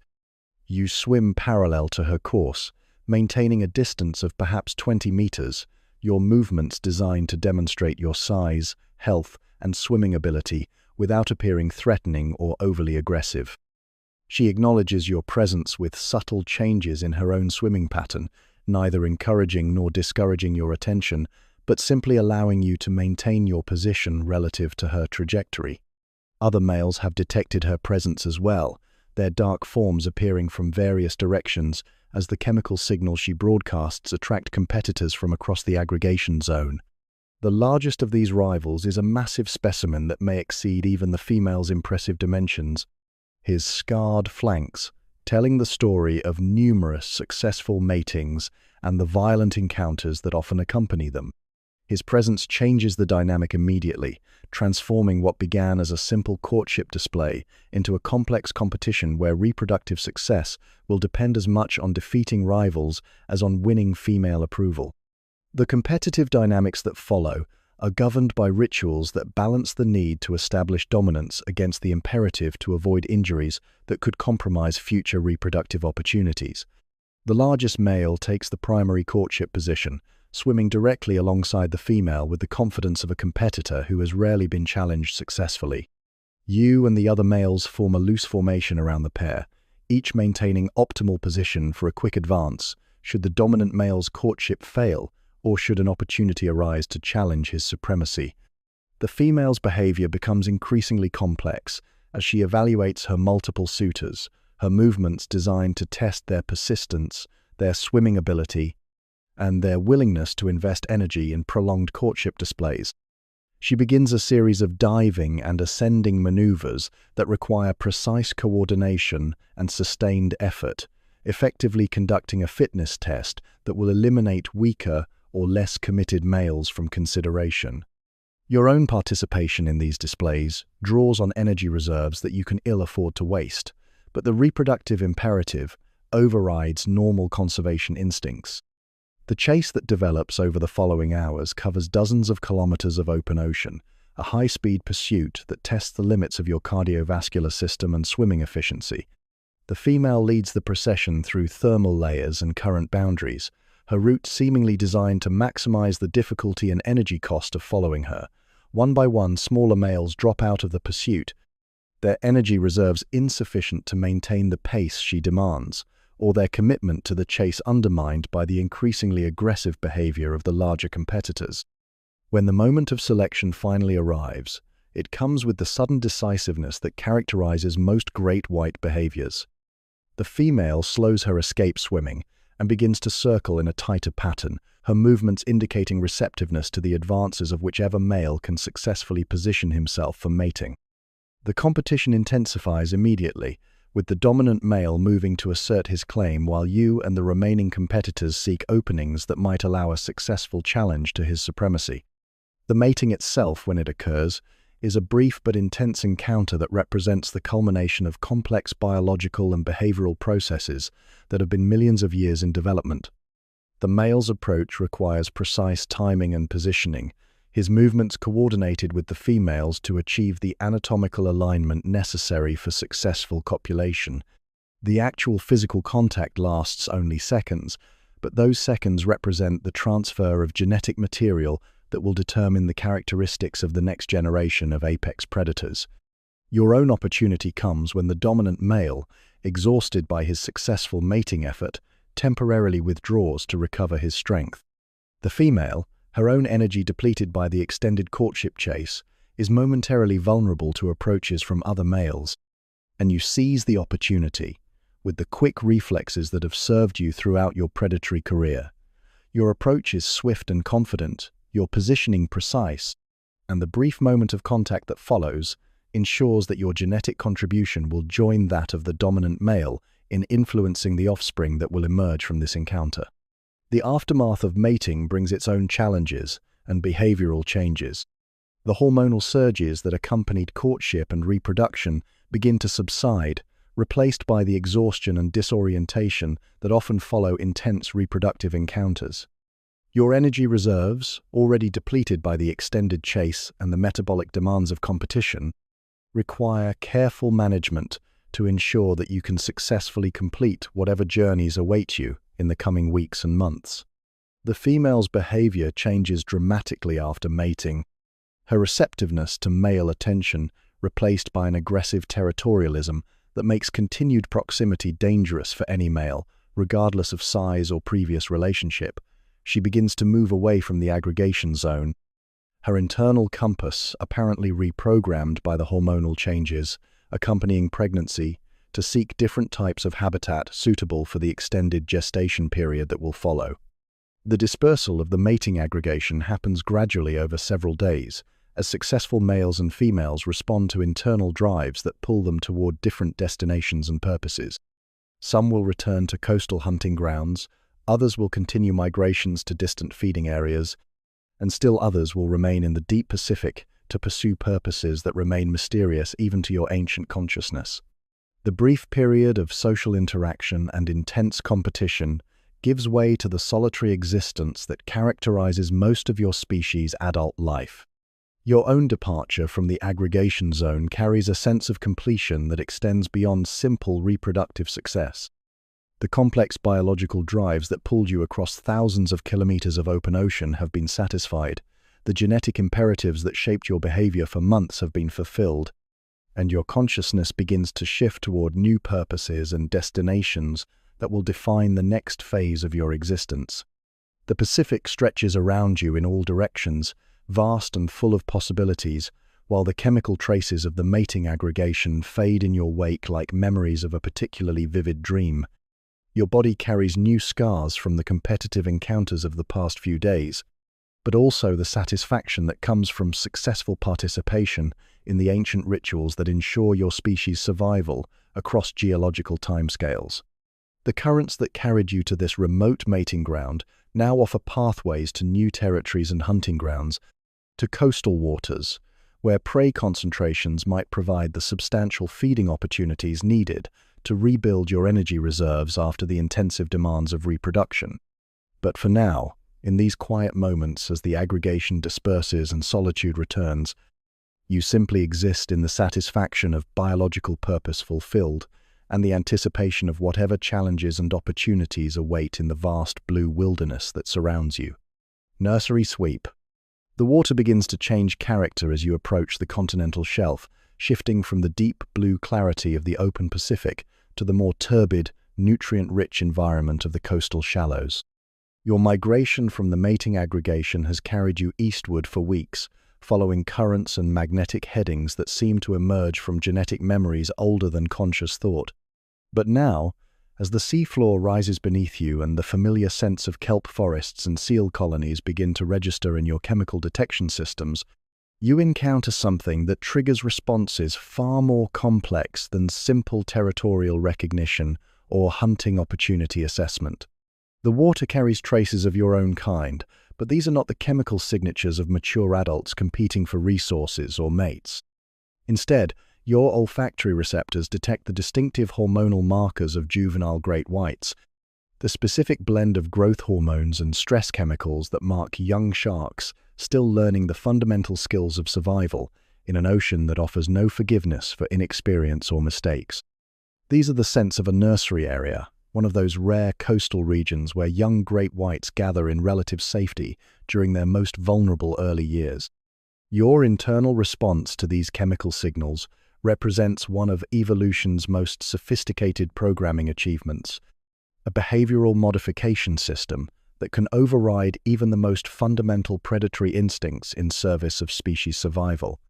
The hunger that has been building since your departure from the mating grounds remains present, a constant background awareness of your body's need for substantial nutrition, but it becomes secondary to drives that operate on a deeper, more primitive level than simple feeding behavior.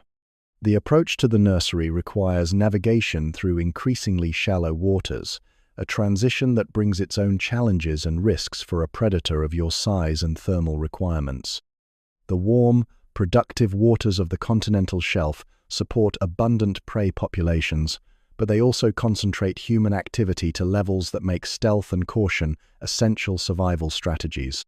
Fishing vessels, recreational boats, and the growing number of cage diving operations create a constant background of mechanical noise and chemical pollution that can mask the natural signals your senses rely upon for navigation and threat detection. At 60 meters depth, you encounter the first of the juveniles, a 2-meter specimen whose movements carry the characteristic awkwardness of inexperience, combined with the aggressive confidence that marks all members of your species regardless of age. The young shark's reaction to your presence is immediate and instinctual, a defensive posturing that serves as both submission signal and readiness display. Your own response is equally automatic, a subtle change in swimming pattern that communicates non-aggressive intent while maintaining the authoritative presence necessary to establish boundaries and hierarchies. The nursery area extends for several kilometers along the coast, encompassing a complex of shallow bays, kelp forests, and rocky reefs that provide optimal habitat for juvenile great whites, learning to hunt and survive. The water here is perhaps 10 degrees warmer than the open ocean you recently departed, requiring constant adjustments to your internal thermoregulation systems to maintain optimal body temperature. Your massive size, an advantage in deep water hunting and competitive encounters with other adults, becomes a liability in these shallow waters where maneuverability and energy efficiency matter more than raw power. The juveniles you encounter represent various age classes and developmental stages, from recently independent young that still bear the faint traces of their egg tooth scars to nearly mature specimens approaching the size at which they will begin to venture into deeper waters and compete directly with adults for territorial and feeding rights. Each carries the unmistakable genetic signature that marks them as your species, but their behavioral patterns and survival strategies differ dramatically from your own adult adaptations. Their hunting techniques are still developing, characterized by the enthusiastic inefficiency that marks inexperience in any predator species. You observe attempted attacks on prey that are clearly too large or too well defended for sharks of their size, energy-wasting pursuits of fish schools that any experienced hunter would recognize as futile, and feeding strategies that prioritize immediate gratification over the careful energy management that governs adult hunting behavior. These are the mistakes that evolution expects and accounts for, learning experiences that will either contribute to their development into effective predators or eliminate them from the gene pool. Your presence in the nursery creates a complex dynamic that reflects the fundamental tension between your role as potential predator and inadvertent protector. Adult great whites are known to practice cannibalism, particularly toward juveniles that represent both potential meals and future competitors for limited resources. but they also serve as inadvertent guardians of nursery areas, their presence deterring other large predators that might view the concentration of young sharks as feeding opportunities rather than genetic investment worthy of protection. The decision to maintain your distance from the juveniles emerges from calculations that balance immediate hunting opportunities against long-term species survival. Each young shark in the nursery represents thousands of years of evolutionary refinement, a genetic package that carries the accumulated survival wisdom of countless generations of successful predators. Consuming one might provide substantial nutrition, but it would also eliminate a potential contributor to future generations of your species, reducing the genetic diversity and adaptive flexibility that has allowed great whites to survive planetary changes that eliminated countless other marine predators. Your patrol of the nursery boundaries serves multiple purposes beyond simple species preservation. The area attracts other predators drawn by the concentration of young sharks, and your presence helps maintain the delicate balance that keeps the nursery functional as a recruitment zone for future generations. Bronze whaler sharks, sevengills, and even the occasional orca probe the edges of the area, testing whether adult great whites are present in sufficient numbers to make predation attempts too risky to justify. The young sharks' reactions to your presence vary according to their age, experience, and individual temperament. The smallest specimens exhibit pure avoidance behavior, their movements designed to maintain maximum distance while remaining within the protective boundaries of the nursery area. Larger juveniles display more complex responses, approaching close enough to assess your intentions while remaining ready to flee if your behavior shifts toward predatory mode. The near adults show the beginnings of territorial behavior, their postures indicating willingness to defend their position if challenged while acknowledging your dominance through submissive positioning. The ecosystem dynamics of the nursery extend far beyond the shark populations that give it its primary character. The concentration of young predators creates a unique environmental niche that influences the behavior and distribution of prey species throughout the area.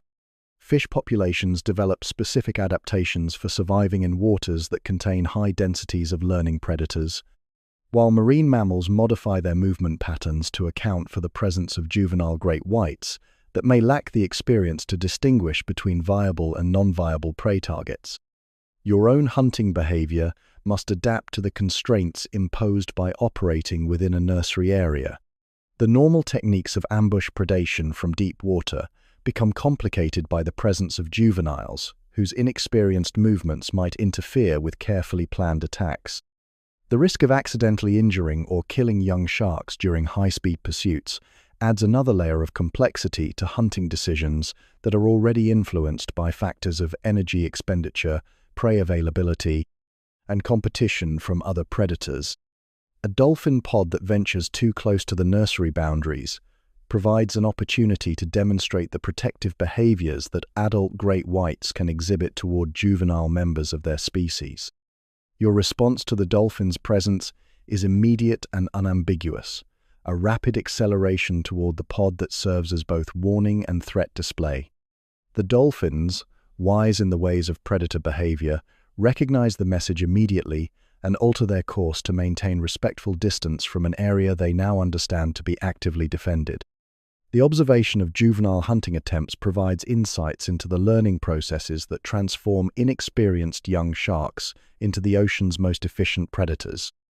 You watch failed attacks on sea lions that were doomed from the start by poor positioning and timing, observe successful captures of smaller prey that provide positive reinforcement for effective techniques, and note the gradual improvements in hunting efficiency that mark the transition from dependent juvenile to independent predator.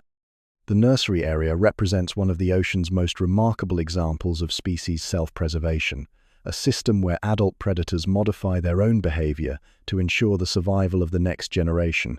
The mechanisms that govern these modifications operate below the level of conscious decision-making, embedded in genetic programming that has been refined over millions of years of evolutionary pressure.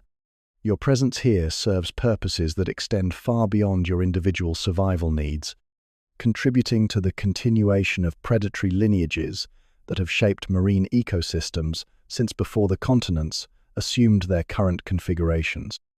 As your patrol of the nursery area continues, you become aware of the subtle seasonal changes that will eventually drive these young sharks toward deeper waters and more challenging hunting grounds. The water temperature is beginning to shift, prey distributions are starting to change, and the juveniles are showing increasing signs of restlessness and independence. The nursery will not hold them indefinitely, and soon they will begin the dispersal process that will distribute them across the vast hunting territories where they will either succeed as independent predators or become part of the ocean's endless recycling of genetic material. Your own time in the nursery is similarly limited, constrained by the energy demands of maintaining your massive frame in relatively unproductive waters and the calling of deeper hunting grounds where prey concentrations can support predators of your size and appetites. But for now, in these warm, protected waters where the next generation of apex predators is learning the skills that will define their survival prospects, you serve as both guardian and teacher, your presence providing the security that allows learning to occur and the behavioral model that demonstrates what successful adult predation looks like. Surviving the steal. The first sound reaches you as a low-frequency pulse that penetrates the water column like an electronic heartbeat, a rhythm alien to the natural acoustics of the ocean, but increasingly familiar in these coastal waters, where human activity concentrates with ever-growing intensity. Your lateral line system processes the mechanical vibrations with the same precision it applies to detecting prey movements, but these signals trigger different responses in your ancient nervous system, warnings encoded over recent decades of evolution, as your species has learned to associate certain artificial sounds with danger rather than opportunity. The sonar pulse originates from a research vessel operating perhaps 2 kilometers away, its scientific equipment probing the water column with acoustic beams designed to locate and track large marine animals. To the researchers aboard, you represent data points and behavioral observations, scientific specimens whose movements and activities contribute to databases and research papers. But to your predatory consciousness, their presence represents a new category of threat, one that your species' evolutionary history provides little guidance for navigating. Your initial response is to descend, seeking the sanctuary of deeper water where the surface vessels cannot directly threaten you and where the confusion of thermal layers might mask your acoustic signature from their detection equipment. But the researchers are persistent and well-equipped, their vessel maintaining pace with your movements, while additional sonar pulses map your position with increasing accuracy. The electronic harassment continues for nearly an hour, transforming your routine patrol of the continental shelf into a game of underwater hide-and-seek, where the rules favor technology over millions of years of predatory adaptation. The tagging attempt, when it comes, represents the culmination of weeks of planning and preparation by the research team. A second vessel appears from your starboard flank, its approach coordinated with the first to create a pincer movement that limits your escape options. Divers equipped with pneumatic tagging devices descend toward your position, their movements clumsy compared to your streamlined efficiency, but backed by technology that can deliver tracking devices at distances that make your natural weapons ineffective for defense. The first tagging dart strikes your dorsal fin with the sharp impact of a large fish bite. Its payload, a satellite transmitter designed to broadcast your position and diving patterns to researchers around the world for months or years to come. Your response is immediate and violent, a full-body thrash that sends shockwaves through the water and forces the divers to retreat to safer distances. But the damage is done, the device firmly embedded in your cartilaginous fin, its electronic pulse joining the natural rhythms of your heartbeat and gill movement as an artificial addition to your biological symphony. The researchers' success with the tagging operation attracts another category of human interest, one that transforms your scientific value into commercial opportunity. Within days of being tagged, your position data begins to attract cage diving vessels, whose operators use your movements to guide tourists to encounters with what they market as the ocean's ultimate predator. The irony is not lost on your predatory consciousness that your own hunting efficiency has made you the hunted, pursued not for nutrition or survival, but for the artificial thrills of surface dwellers seeking vicarious participation in apex predation. The cage diving operations create an environment of artificial stimulation that challenges your normal behavioral patterns in ways that no natural encounters ever could. The boats arrive with mechanical precision, their engines creating acoustic signatures that can be detected from dozens of kilometers away. They deploy metal cages filled with humans whose scent and electrical fields trigger predatory responses, while simultaneously broadcasting chemical attractants and food rewards that override your normal hunting calculations. Your approach to the first cage is driven by curiosity as much as predation, your movements deliberate and investigative as you assess this strange new addition to your marine environment. The metal bars present an obstacle unlike anything in your natural experience, artificial boundaries that separate potential prey from predator in ways that violate the fundamental rules of oceanic food webs. Your initial contact with the cage is gentle, almost tentative, your snout pressing against the steel to test its structural integrity and assess whether the barriers can be overcome through force or technique. The humans inside the cage react with a mixture of excitement and terror that adds complex layers to the chemical environment surrounding the encounter. Their stress hormones flood the water with signals that trigger your predatory instincts, while their artificial breathing apparatus creates bubbles and mechanical sounds that provide additional sensory input. The electrical fields generated by their nervous systems and the electronic equipment they carry create an electromagnetic background that overwhelms your normal electroreception capabilities. Your testing of the cage's structural limits begins with careful pressure applications, your snout and body exploring the welds and joints that hold the protective barrier together.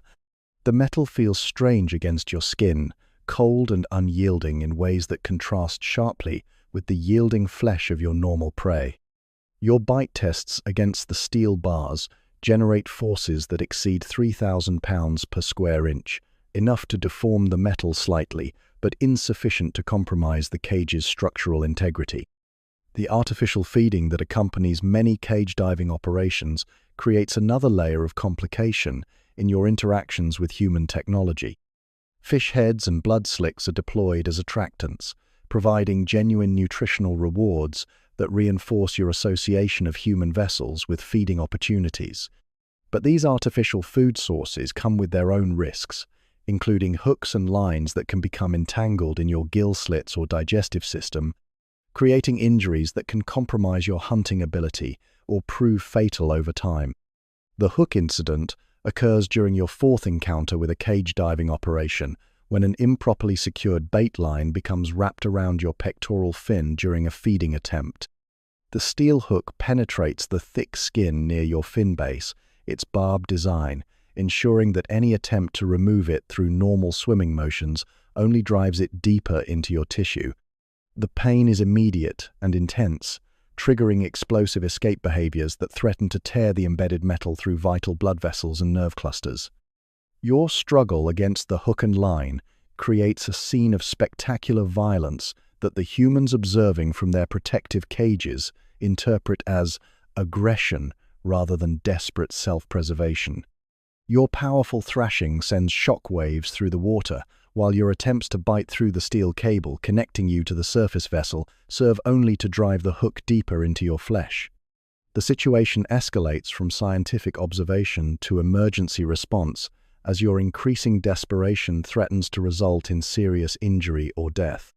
The escape, when it finally comes, requires a combination of strength, technique, and sheer determination that pushes your physical capabilities to their limits. A final, coordinated effort involving your entire body mass and the full power of your tail manages to snap the line connecting you to the surface, leaving you free but trailing several meters of steel cable and carrying a deeply embedded hook that will remain with you for months as a permanent reminder of the encounter. The scar tissue that forms around the embedded hook creates a lasting monument to your encounter with human technology, a raised area of thickened skin that will affect your hydrodynamics and serve as a potential infection site for years to come. But more significantly, the experience modifies your behavioral patterns in ways that will influence all future encounters with artificial structures and mechanical devices. The lesson is clear: and permanently encoded. Human technology represents a category of threat that requires different survival strategies than any natural predator or environmental challenge.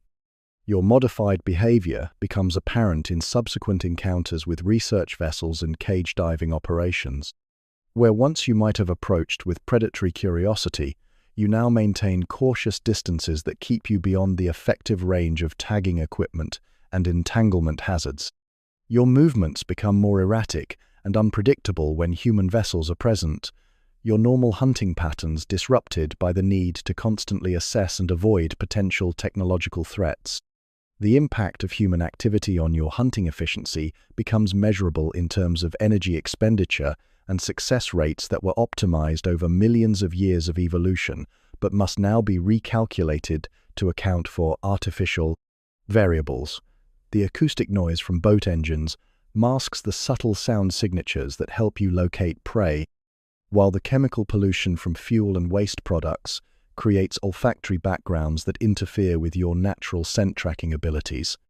The tourism industry that has developed around your species represents perhaps the ultimate irony in the relationship between apex predators and human civilization.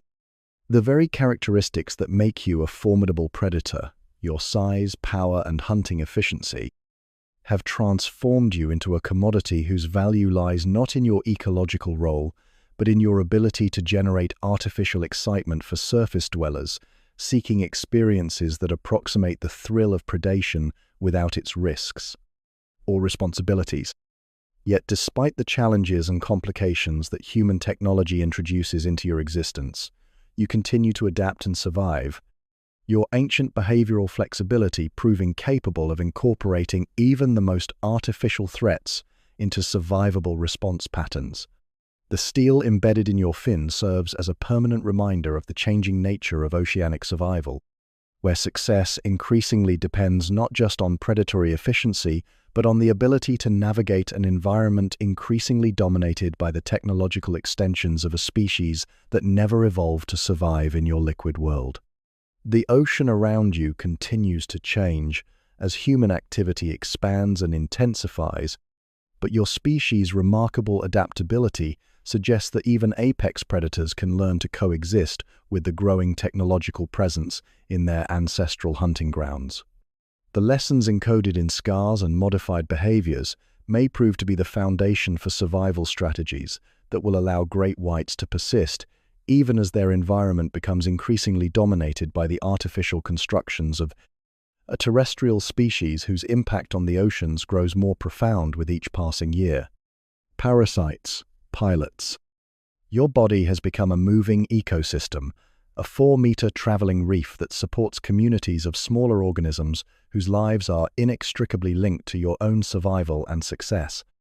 The relationship between apex predator and the constellation of creatures that make their living from your presence represents one of marine biology's most complex examples of symbiosis, mutualism, and parasitism operating simultaneously across multiple species and ecological niches.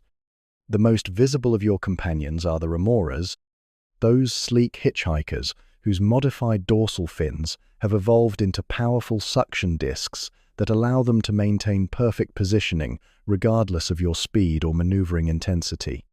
3 adults currently occupy prime real estate along your flanks, their streamlined bodies adding negligible drag to your swimming efficiency while providing them with transportation, protection, and feeding opportunities that they could never achieve as independent swimmers in the open ocean. The remora's attachment system represents one of evolution's most elegant solutions to the challenge of maintaining position on a fast-moving host. Their suction discs create vacuum seals against your skin that can withstand the tremendous forces generated during high-speed pursuits and violent feeding episodes, yet can be released instantly when feeding opportunities require them to detach and forage independently. The relationship benefits both parties. They receive transportation and access to food scraps, while you gain cleaning services that remove parasites and dead skin from areas you cannot reach through normal grooming behaviors. But the remoras are merely the most obvious members of your traveling community. Your skin hosts populations of copepods, small crustaceans that have specialized in feeding on the mucus, dead tissue, and bacterial films that accumulate on any large marine animal. These microscopic grazers work constantly across your surface, their feeding activities helping to maintain the hydrodynamic efficiency of your skin while preventing the buildup of organic material that could harbor harmful bacteria or fungi. The gill chamber ecosystem represents perhaps the most complex microenvironment you carry with you. Several species of specialized copepods have evolved to live permanently within your gill slits, feeding on the organic particles and microorganisms that your filter feeding activities concentrate in these protected spaces. Their presence occasionally creates minor irritation that drives you to perform the vigorous gill-flushing behaviors that help maintain optimal respiratory efficiency. But their cleaning activities more than compensate for any temporary discomfort they might cause. Your mouth and throat host their own specialized communities, including small fish species that have evolved to pick food particles from between your teeth, and cleaner organisms that help prevent the buildup of bacteria that could lead to dental infections. These oral symbionts must be remarkably adapted to survive in an environment that regularly experiences the tremendous forces and temperatures generated during feeding episodes, their presence tolerated because of the essential hygiene services they provide. But not all of your hitchhikers are beneficial partners in mutually advantageous relationships. The circular scars that dot your flanks tell the story of encounters with cookie-cutter sharks, those small but aggressive parasites whose feeding strategy involves attaching to large hosts long enough to carve out perfectly round plugs of flesh and blubber. Each scar represents a successful attack by these specialized predators, whose bites create wounds that heal into permanent reminders of the tax that even apex predators must pay to smaller, more specialized hunters. The cookie-cutter attacks follow predictable patterns, with the small sharks targeting areas of your body where the blubber layer is thickest and the blood supply most abundant. Their approach is stealthy, and their attachment brief but devastating, their specialized teeth and jaw structure designed to remove maximum tissue in minimum time before you can react to their presence. The resulting wounds, while not life-threatening individually, represent significant energy losses when multiplied across the dozens of attacks you experience throughout your lifetime. Your defensive responses to parasitic attacks have become increasingly sophisticated over the years, incorporating lessons learned from painful encounters with various species of unwanted hitchhikers. The rapid barrel rolls and sudden direction changes that characterize your anti-parasitic behaviors serve to dislodge recently attached organisms before they can establish secure feeding positions, while also preventing new attackers from achieving the stable positioning necessary for successful attachment. The relationship with your remora companions becomes particularly complex during feeding episodes, when their presence can actually interfere with your hunting efficiency. During high-speed attacks, their streamlined bodies add drag that reduces your maximum velocity, while their tendency to detach and compete for food scraps can create distractions that compromise your focus on primary prey targets. Yet their benefits during extended travel periods, when their cleaning services and companionship reduce the metabolic costs of self-maintenance, generally outweigh these temporary disadvantages. Breaching behavior serves multiple purposes in your parasite management strategy, creating opportunities to physically dislodge unwanted hitchhikers through the violent impact with the water surface and the exposure to air that many marine parasites cannot tolerate. The spectacular leaps that attract human attention and scientific interest serve practical biological functions that extend far beyond simple prey capture or territorial display, representing sophisticated solutions to the challenge of maintaining body condition in an environment where you cannot seek medical treatment for parasitic infections. The impact of human activity on your parasite load has created new challenges that your immune system struggles to address effectively. Chemical pollutants in the water weaken your natural resistance to bacterial and fungal infections, while the disruption of normal prey distributions forces you into contact with contaminated food sources that introduce novel parasites. Your immune system has no evolutionary experience fighting. The result is an increased burden of disease organisms that your body must combat while simultaneously maintaining the energy reserves necessary for hunting and migration. Your grooming behaviors, limited by your anatomy and flexibility, rely heavily on environmental features that provide scratching and rubbing opportunities. Rocky outcrops, kelp forests, and even the hulls of anchored vessels serve as natural scratching posts that help you remove parasites and dead skin from areas that your mouth and fins cannot reach. These grooming sessions can last for hours, representing significant investments of time and energy that reflect the importance of parasite control in maintaining optimal health and hunting efficiency. The seasonal variations in parasite pressure correspond to water temperature changes and prey availability patterns that affect both your own condition and the reproductive cycles of the organisms that feed on you. Warmer waters generally support higher parasite loads, while periods of abundant feeding improve your immune response and ability to resist parasitic infections. The complex interplay between environmental conditions, your own health status, and parasite population dynamics creates constantly changing challenges that require ongoing behavioral adjustments. Your relationship with cleaner fish represents one of the ocean's most remarkable examples of interspecies cooperation, though these interactions require you to suppress predatory instincts that would normally classify small fish as prey rather than service providers. Cleaner stations, often located around coral reefs or rocky outcrops, provide opportunities for professional parasite removal that can be worth the energy cost of detouring from normal travel routes. The cleaner fish work with remarkable efficiency and thoroughness. Their specialized mouth structures and feeding behaviors evolved specifically for the removal of parasites from large marine hosts. The economic calculations that govern these cleaning relationships operate on principles of mutual benefit that transcend simple predator-prey dynamics. You provide the cleaners with abundant food sources in the form of parasites and dead tissue, while they provide you with hygiene services that improve your hunting efficiency and overall health. The temporary truce required for successful cleaning sessions represents a suspension of normal marine food web relationships, creating peaceful interludes in your otherwise predatory existence. The long-term impacts of chronic parasite loads on your behavior and physiology are subtle but significant, affecting everything from swimming efficiency to reproductive success to territorial competitiveness. Heavy parasite burdens increase your metabolic costs, reduce your maximum swimming speeds, and can compromise your immune system's ability to fight off more serious infections. The management of these relationships through behavioral, chemical, and mechanical means represents a constant background challenge that influences many of your daily activity patterns. The microscopic passengers you carry extend beyond obvious parasites and symbionts to include bacteria, viruses, and other microorganisms that form complex ecological communities within and on your body.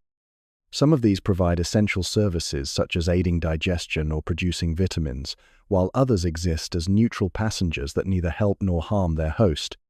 The balance among these microbial communities affects your overall health in ways that scientists are only beginning to understand, representing entire ecosystems operating at scales too small for casual observation, but too important for survival to ignore. Your traveling ecosystem serves as a model for the complex interdependencies that characterize all marine environments, where even the most dominant predators exist within webs of relationship and mutual dependence that extend far beyond simple hunting and feeding behaviors. The passengers you carry, whether beneficial, neutral, or parasitic, represent millions of years of coevolutionary relationships that have shaped not just their own survival strategies, but your own behavioral patterns and physiological adaptations. Night glass. The sun disappears beneath the horizon, with the finality of a curtain falling on a theatrical performance, its last rays painting the surface of the ocean in shades of gold and crimson that filter down through the water column in gradually dimming beams. Your world begins its daily transformation from the bright, high-contrast environment of surface hunting to the mysterious, shadow-filled realm where different rules govern predation and survival.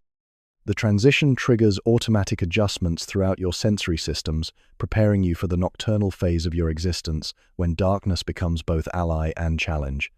Your pupils dilate automatically as available light decreases, but this adjustment represents only the most obvious adaptation in a complex suite of sensory modifications that transform you from a visual hunter into something approaching a living sensor array.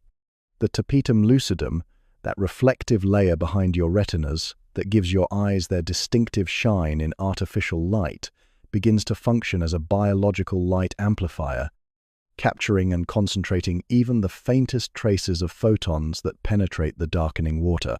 But vision, however enhanced, becomes secondary during nighttime hunting to the electromagnetic senses that set your species apart from almost every other marine predator. The ampullae of Lorenzini, those gel-filled tubes that honeycomb your snout and lower jaw, become your primary navigation and detection system as darkness eliminates the visual cues you rely upon during daylight hours. These electroreceptors can detect electrical fields as weak as 5 billionths of a volt, allowing you to sense the nervous systems of prey animals at distances that exceed the range of your other senses. The electrical signatures of living organisms create three-dimensional maps in your consciousness that would be incomprehensible to creatures dependent primarily on vision or hearing. A school of fish, 200 meters away, appears as a constellation of tiny electrical stars, each individual nervous system broadcasting its presence through the minute electrical fields generated by neural activity, gill movement, and heart rhythm. Larger prey animals create more complex electrical patterns, their size and species identifiable through the characteristic signatures of their bioelectrical systems. Your lateral line system, that network of pressure-sensitive organs that lines your flanks like an underwater sonar array, becomes hyperactive in the darkness, processing the minute pressure waves that travel through water with the precision of a submarine sonar operator. Every movement in your environment, from the flutter of a small fish's fins to the powerful strokes of a sea turtle's flippers, creates distinctive pressure signatures that your brain processes into detailed behavioral and positional information. The deep scattering layer, that vast community of organisms that rises from the depths each night to feed in the productive surface waters, creates a biological elevator that brings new hunting opportunities within your reach. Lanternfish, squid, and countless species of crustaceans ascend through the water column like living stars, their bioluminescent displays creating a underwater aurora that transforms the dark ocean into a galaxy of biological light. This vertical migration represents one of the largest movements of biomass on the planet, a nightly phenomenon that concentrates billions of tons of potential prey in the upper layers of the ocean. Your hunting strategy shifts dramatically to accommodate the opportunities and challenges of nocturnal predation. The ambush techniques that serve you well during daylight hours, when visual stalking allows you to position yourself optimally relative to prey movements, must be replaced by more opportunistic approaches that rely on your enhanced sensory capabilities to detect and intercept targets in the darkness. Your swimming patterns become more exploratory, following electrical gradients and pressure wave signatures rather than visual cues. The bioluminescent displays of your prey create both opportunities and complications for nighttime hunting. The living lights that help organisms communicate, find mates, and coordinate group behaviors also serve as beacons that attract predators from considerable distances. But the same light that reveals prey locations can also warn of your approach, as your massive bulk blocks starlight and creates moving shadows that alert intelligent prey to the presence of danger. Your own relationship with bioluminescence is complex and largely passive, as great whites have not evolved the ability to generate biological light for communication or hunting purposes. This absence of self-illumination becomes an advantage during nighttime hunting, allowing you to remain invisible to prey species that might detect the approach of light-producing predators. Your role in the nocturnal ecosystem is that of a dark hunter, a shadow that moves through constellations of living light without betraying its own presence. The thermal stratification of the ocean becomes more pronounced during nighttime hours, creating distinct layers of water at different temperatures that affect both your own physiology and the distribution of prey organisms. Your heat exchange systems work harder to maintain optimal body temperature as you move through these thermal boundaries, while the temperature differences create acoustic barriers that affect the transmission of pressure waves and can mask or enhance the detection of prey movements. The moon's influence on your nighttime activities extends beyond the obvious effects of surface illumination to include gravitational impacts on tidal patterns and prey behavior. Full moon nights create surface conditions that can compromise your stealth advantage, flooding the upper water column with enough light to make visual detection by prey more likely. New moon periods offer optimal conditions for nocturnal hunting, when darkness provides maximum concealment for your approach, while your enhanced senses give you significant advantages over prey species less well adapted for night feeding.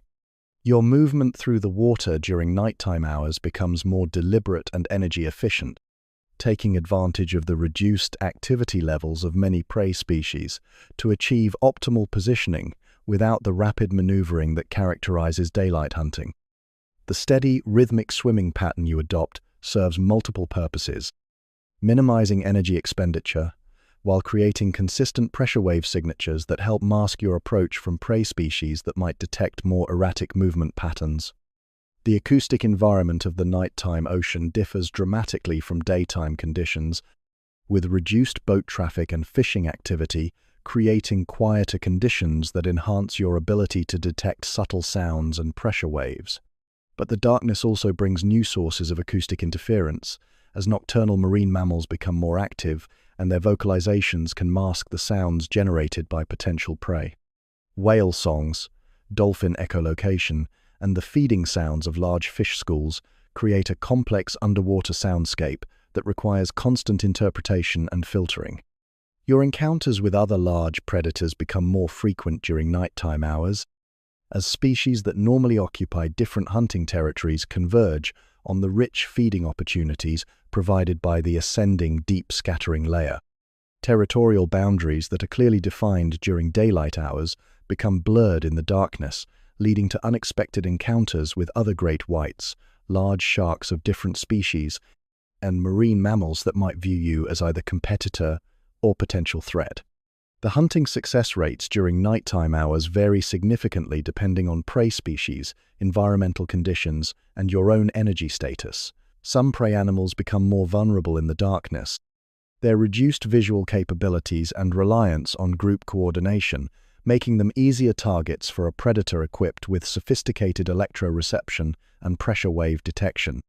Others become more elusive, using darkness as concealment and relying on enhanced hearing and lateral line sensitivity to detect and avoid approaching threats. Your predatory patience becomes more pronounced during nighttime hunting, as the reduced visibility and altered prey behavior patterns require longer observation periods and more careful positioning before committing to attacks. The energy expenditure calculations that govern all your hunting decisions become more critical in darkness, where failed attacks are more likely, and the metabolic costs of high-speed pursuit must be weighed against reduced probability of success. The interface between surface and subsurface hunting becomes particularly important during nighttime hours, as many prey species move between different depth zones in response to changing light conditions and predator pressure.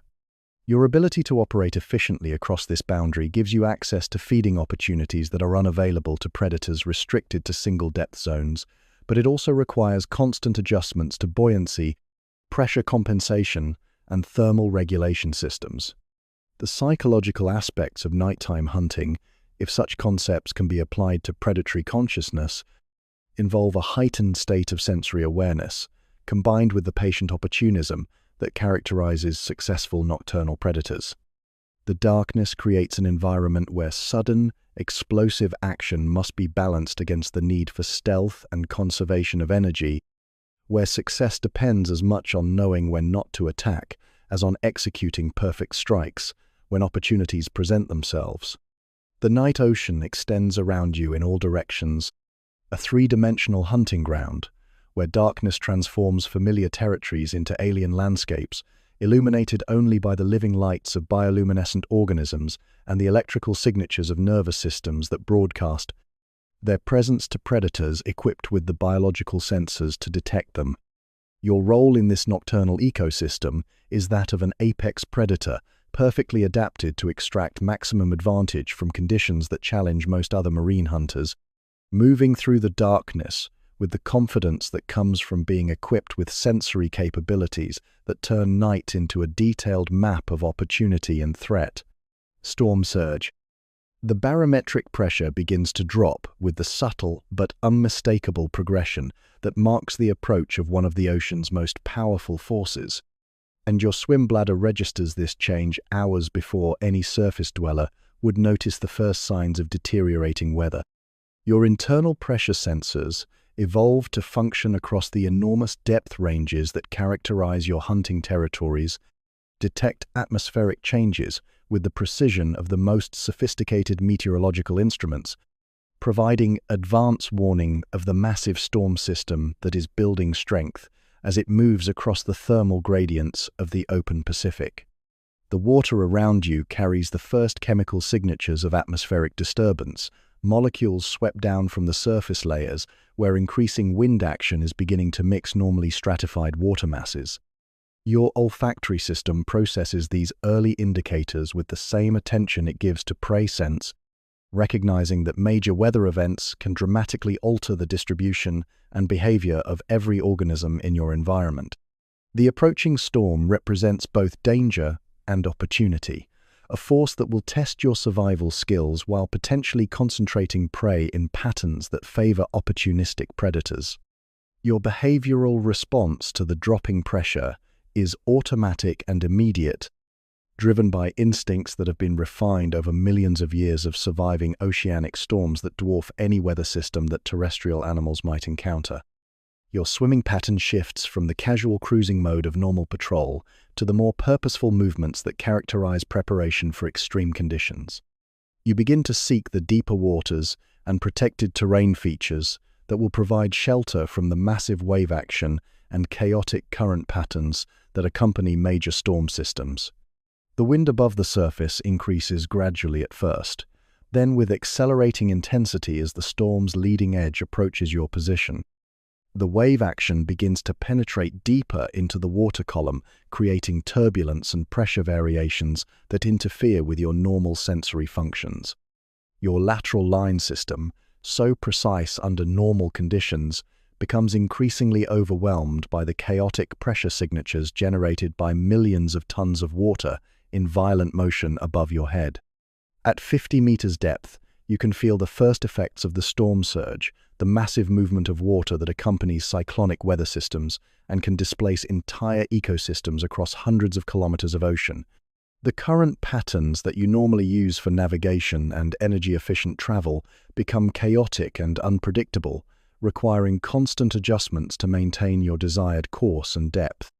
Your internal compass, calibrated to the Earth's magnetic field, remains functional, but the electrical interference generated by the storm creates background noise that complicates the interpretation of navigational signals. The visibility, already limited in the deeper waters where you seek shelter, degrades further as the storm's violence brings sediment and organic matter up from the sea floor and mixes normally clear water with particles that create an underwater fog.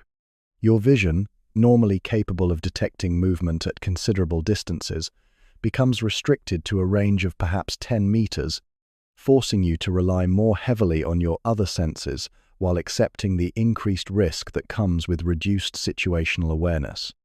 Your hunting opportunities during the storm period become both more limited and more abundant, as the violent conditions that make hunting difficult also concentrate and disorient prey species in ways that can create exceptional feeding chances for predators capable of operating effectively in extreme conditions.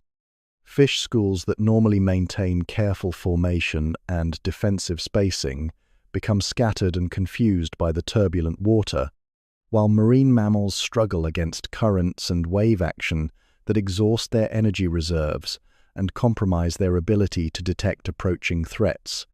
The energy management calculations that govern your normal hunting behavior must be completely recalculated under storm conditions, where the metabolic costs of maintaining position and stability against powerful currents must be balanced against the reduced probability of successful prey capture in chaotic water conditions. Your body's automatic response is to reduce activity levels and seek shelter that minimizes energy expenditure while maintaining readiness to take advantage of any feeding opportunities that the storm might provide. The acoustic environment becomes completely transformed as the storm intensifies, with the normal underwater soundscape of whale songs, dolphin echolocation, and fish school movements replaced by the overwhelming mechanical noise of millions of tons of water in violent motion.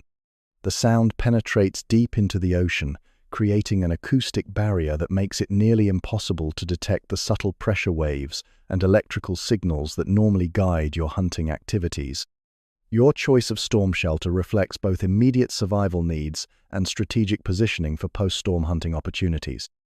The lee side of an underwater mountain provides protection from the worst current flows, while placing you in position to intercept prey animals that may be displaced or disoriented when the storm passes. The rocky terrain offers opportunities for the kind of close-quarters maneuvering that might be necessary if hunting opportunities arise in the limited visibility conditions that characterize severe weather. The storm's impact on the broader marine ecosystem becomes apparent as you encounter increasing numbers of animals seeking the same deep-water refuges that you have chosen. Small fish species that normally remain in shallow coastal waters are driven into the deep by wave action too violent for their swimming capabilities, while larger predators converge on the protected areas where prey concentrations build up during periods of severe weather. The result is a temporary compression of normal territorial boundaries, creating unusual encounters between species that rarely interact under normal conditions. A school of yellowtail, driven from their normal coastal habitat by the storm's violence, provides an unexpected feeding opportunity that demonstrates the advantages of maintaining hunting readiness, even under adverse conditions. Their normal defensive behaviors are compromised by exhaustion and disorientation, allowing you to execute a successful attack despite the challenging conditions. The meal provides essential energy reserves that will help sustain you through the remainder of the storm period, when hunting opportunities may be completely absent. The physiological stress of operating in storm conditions requires constant adjustments to systems that normally function automatically under stable environmental conditions. Your buoyancy control becomes more challenging as pressure variations affect your swim bladder and oil-filled liver, while your thermal regulation systems work harder to maintain optimal body temperature against the mixing of water masses at different temperatures. The additional metabolic load represents a significant drain on energy reserves that must be carefully managed to ensure survival through potentially extended periods of adverse conditions. The storm's peak intensity creates underwater conditions that approximate the violence of terrestrial tornadoes, with current velocities that can exceed your maximum swimming speed and pressure variations that challenge even your well-adapted physiology. Your survival strategy during these extreme conditions focuses on minimizing exposure to the most violent water movements while maintaining sufficient activity to prevent hypothermia and circulatory problems that could develop during extended periods of reduced movement. The gradual calming that marks the storm's passage brings its own challenges and opportunities, as the post-storm environment often differs dramatically from pre-storm conditions. Prey distributions are altered, sometimes permanently, as entire ecosystems are displaced by the massive water movements that accompany major weather systems. Thermoclines are disrupted, creating new patterns of water stratification that affect everything from oxygen distribution to the behavior of bioluminescent organisms that provide nighttime hunting opportunities. The debris field that follows major storms creates both obstacles and opportunities for hunting activities, as floating wreckage and displaced vegetation create artificial reef structures that attract fish seeking shelter and feeding opportunities. But the same debris can pose hazards for large predators, with entanglement risks and navigation complications that require constant vigilance and route adjustments. Your experience with human-generated debris becomes valuable in learning to assess and avoid the hazards posed by storm-generated floating obstacles. The recovery period following severe weather events often provides some of the best hunting opportunities of the year, as disoriented and exhausted prey animals struggle to re-establish normal behavioral patterns and territorial boundaries. Marine mammals separated from their groups fish schools scattered far from their normal habitats, and individuals weakened by the stress of surviving extreme conditions all represent potential feeding opportunities for predators capable of rapid recovery from storm impacts. The behavioral changes that storms impose on prey species create windows of vulnerability that experienced predators learn to exploit. As normal defensive patterns are disrupted and survival priorities shift toward basic needs like finding food and shelter rather than maintaining anti-predator vigilance, the post-storm environment rewards adaptability and opportunism, characteristics that apex predators like yourself have developed through millions of years of surviving oceanic conditions that can change from benign to life-threatening within hours. Your own recovery from the storm involves both physical recuperation from the stress of surviving extreme conditions and strategic repositioning to take advantage of the altered prey distributions and hunting opportunities that characterize post-storm marine environments. The experience adds another layer to the complex database of survival knowledge that your brain maintains, information that will influence future storm response strategies and contribute to the behavioral flexibility that allows your species to thrive in one of Earth's most challenging and unpredictable environments. Hunger Games. The coastline that once teemed with the reliable abundance of marine life has transformed into something approaching an aquatic desert, its once rich ecosystems stripped by industrial fishing operations that have removed not just target species but entire links in the complex food webs that sustained these waters for millennia. Your hunger, now entering its second week without substantial feeding, has progressed beyond simple nutritional need into the realm of physiological crisis, as your body begins the systematic breakdown of muscle tissue to fuel the essential functions that keep you alive and functional. The upwelling systems that normally bring nutrient-rich deep water to the surface, triggering blooms of plankton that support vast fish populations, have failed this season due to atmospheric patterns disrupted by climate change. The absence of these foundational organisms has cascaded through every level of the marine food web, leaving predators like yourself competing for resources that have become scarce beyond the parameters that evolution designed your species to handle. The ocean's productivity, once as reliable as seasonal tides, has become increasingly unpredictable as human activity alters the fundamental systems that govern marine ecosystems. Your metabolic adaptations for surviving extended periods between meals, remarkable though they are, were evolved for a world where lean periods were followed by abundance, where patient predators could expect opportunity to present itself within reasonable time frames. But the new reality of systematically depleted oceans challenges these ancient survival mechanisms, pushing them beyond their design parameters into territory where even apex predators must reassess fundamental assumptions about resource availability and competition dynamics. The scent trail that reaches your chemoreceptors carries the familiar signature of pinniped blood, but it is weak and diffuse, suggesting either a small prey animal or one that is already being contested by other predators.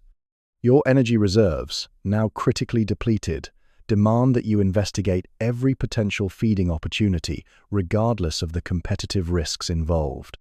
The calculation is stark. Without substantial nutrition soon, the energy cost of hunting will exceed your body's remaining reserves, creating a downward spiral that ends in starvation and death. Your approach to the scent source reveals a scene that encapsulates the brutal mathematics of survival in resource-depleted environments. A young elephant seal, perhaps 200 kilograms of potential nutrition, floats near the surface in a spreading pool of blood that indicates mortal wounds. But you are not the only predator that has detected this opportunity. 3 other great whites circle the dying pinniped with the tense wariness of competitors who understand that this meal could mean the difference between survival and starvation for whoever claims it. The largest of your competitors is a scarred veteran whose massive size suggests successful navigation of countless such encounters, his position closest to the prey, indicating either established dominance or simple proximity when the feeding opportunity arose. The second male is smaller than yourself but bears the lean, desperate look of an animal that has been hunting unsuccessfully for even longer than you have. his movements carrying the manic energy that comes with approaching starvation. The third competitor appears to be in slightly better condition, but his cautious positioning suggests awareness that this encounter could escalate beyond ritualized competition into actual combat.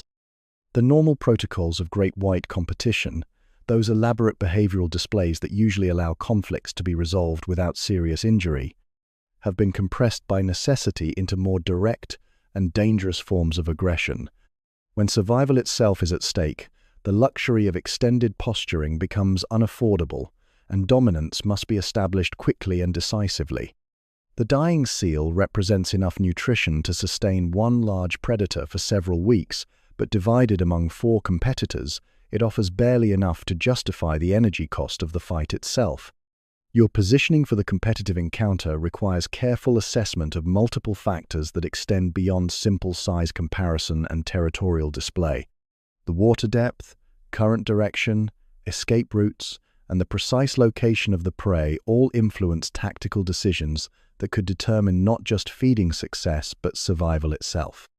Your approach angle must balance optimal attack positioning against the need to maintain awareness of competitor movements and defensive options should the situation deteriorate into direct combat. The first challenger moves with the desperate aggression of an animal that has nothing left to lose. His attack on the dominant male, creating an opening that you must either exploit immediately or lose to more decisive competitors. Your own advance on the seal carcass triggers responses from the remaining competitors that transform the feeding competition into a 3-dimensional chess match where every movement has consequences and hesitation can be fatal. The collision, when it comes, is spectacular in its violence. 4 apex predators converging on a single point with combined momentum that sends shock waves through the water and creates a maelstrom of foam, blood, and churning bodies.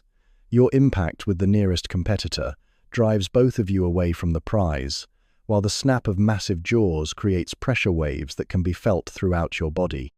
The encounter tests not just physical strength but spatial awareness, reaction time, and the kind of tactical thinking that separates successful predators from those that become casualties of their own aggression. The injury occurs during the second phase of the encounter, when renewed approaches to the now partially consumed seal carcass bring you into direct contact with the scarred veteran whose size and experience make him a formidable opponent, even under normal circumstances. His defensive slash with serrated teeth meant to discourage your approach instead connects with your left gill cover, opening a laceration that immediately begins to leak blood into the water around you. The wound, while not immediately life-threatening, creates complications that extend far beyond the immediate feeding competition. The blood loss, though minimal compared to your total blood volume, represents a breach in your normally impermeable skin that could provide entry points for bacteria and other pathogens. More immediately concerning is the way the injury affects your respiratory efficiency, as damage to the gill cover compromises the perfect seal necessary for optimal water flow across your gill filaments. Your retreat from the immediate competition is tactical rather than defeat, a recognition that continued fighting with a compromised respiratory system could escalate the injury from manageable to critical. The seal carcass, now reduced to scattered fragments by the feeding frenzy, offers little remaining nutrition to justify continued risk. The encounter has produced no winners, only varying degrees of loss among competitors whose energy expenditure in fighting has exceeded the caloric value of the prizes they sought. The aftermath of the competitive encounter leaves you with multiple challenges that compound the original problem of finding adequate nutrition in depleted waters. The gill injury requires constant attention to prevent infection, forcing you to alter normal swimming patterns to minimize water turbulence that might worsen the damage. The energy expenditure from the fight has depleted reserves that were already critically low, while the stress hormones released during combat continue to elevate your metabolic rate well after the immediate danger has passed. The psychological impact of unsuccessful competition, while difficult to quantify in a predatory consciousness, manifests as changes in hunting behavior that reflect both desperation and learning from recent experiences. Your approach to subsequent potential feeding opportunities becomes more cautious, but also more opportunistic, as the reality of resource scarcity forces adaptations to strategies that were optimized for environments of greater abundance. The infection that develops around your gill wound over the following days represents the kind of cascading health crisis that can transform minor injuries into life-threatening conditions when immune systems are compromised by malnutrition and stress. The bacterial invasion triggers inflammatory responses that further compromise your respiratory efficiency while diverting energy from hunting activities to immune system functions. The delicate balance between healing and survival becomes increasingly precarious as each day passes without adequate nutrition. Your hunting success rate, already reduced by depleted prey populations and increased competition, suffers further as the gill injury limits your ability to maintain the burst speeds necessary for successful attacks on healthy prey. The calculated risks that govern predatory behavior must be recalculated to account for reduced physical capabilities and the potential for injury complications during violent feeding episodes. The mathematical precision that normally governs apex predator hunting becomes clouded by variables that evolution never anticipated. The broader ecological implications of your struggle reflect systemic changes that affect every level of the marine food web, from primary producers to apex predators. The failure of normal prey recruitment, the disruption of traditional migration patterns, and the increasing frequency of competitive encounters among large predators all indicate ecosystem-level changes that challenge the fundamental assumptions about marine productivity that have governed oceanic food webs for millions of years. Your species' remarkable adaptability, demonstrated through survival of ice ages, oceanic chemistry changes, and countless other environmental challenges, faces its greatest test in the form of human-induced ecosystem modifications that operate on timescales too rapid for evolutionary adaptation. The ancient strategies that allowed great whites to dominate marine environments for hundreds of millions of years must now contend with changes that occur within single lifetimes rather than geological epochs.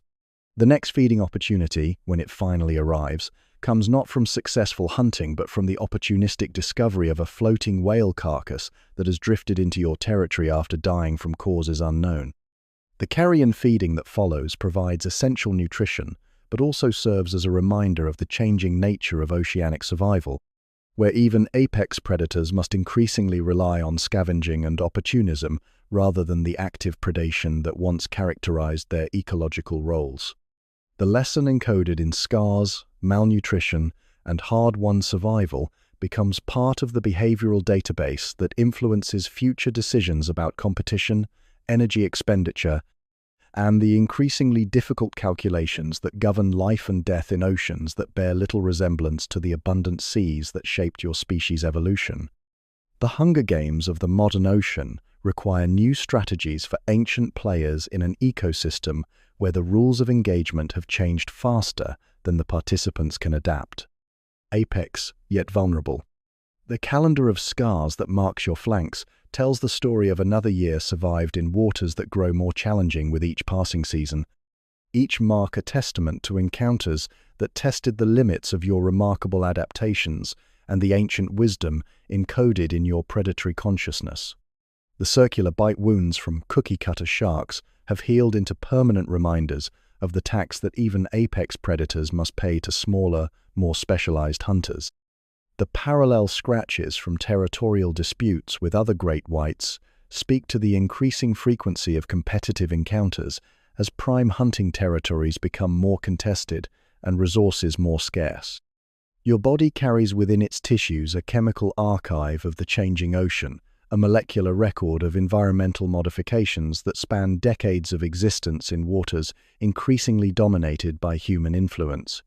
Heavy metals from industrial pollution have accumulated in your liver and muscle tissue, reaching concentrations that would have been unimaginable in the pristine seas where your ancestors evolved.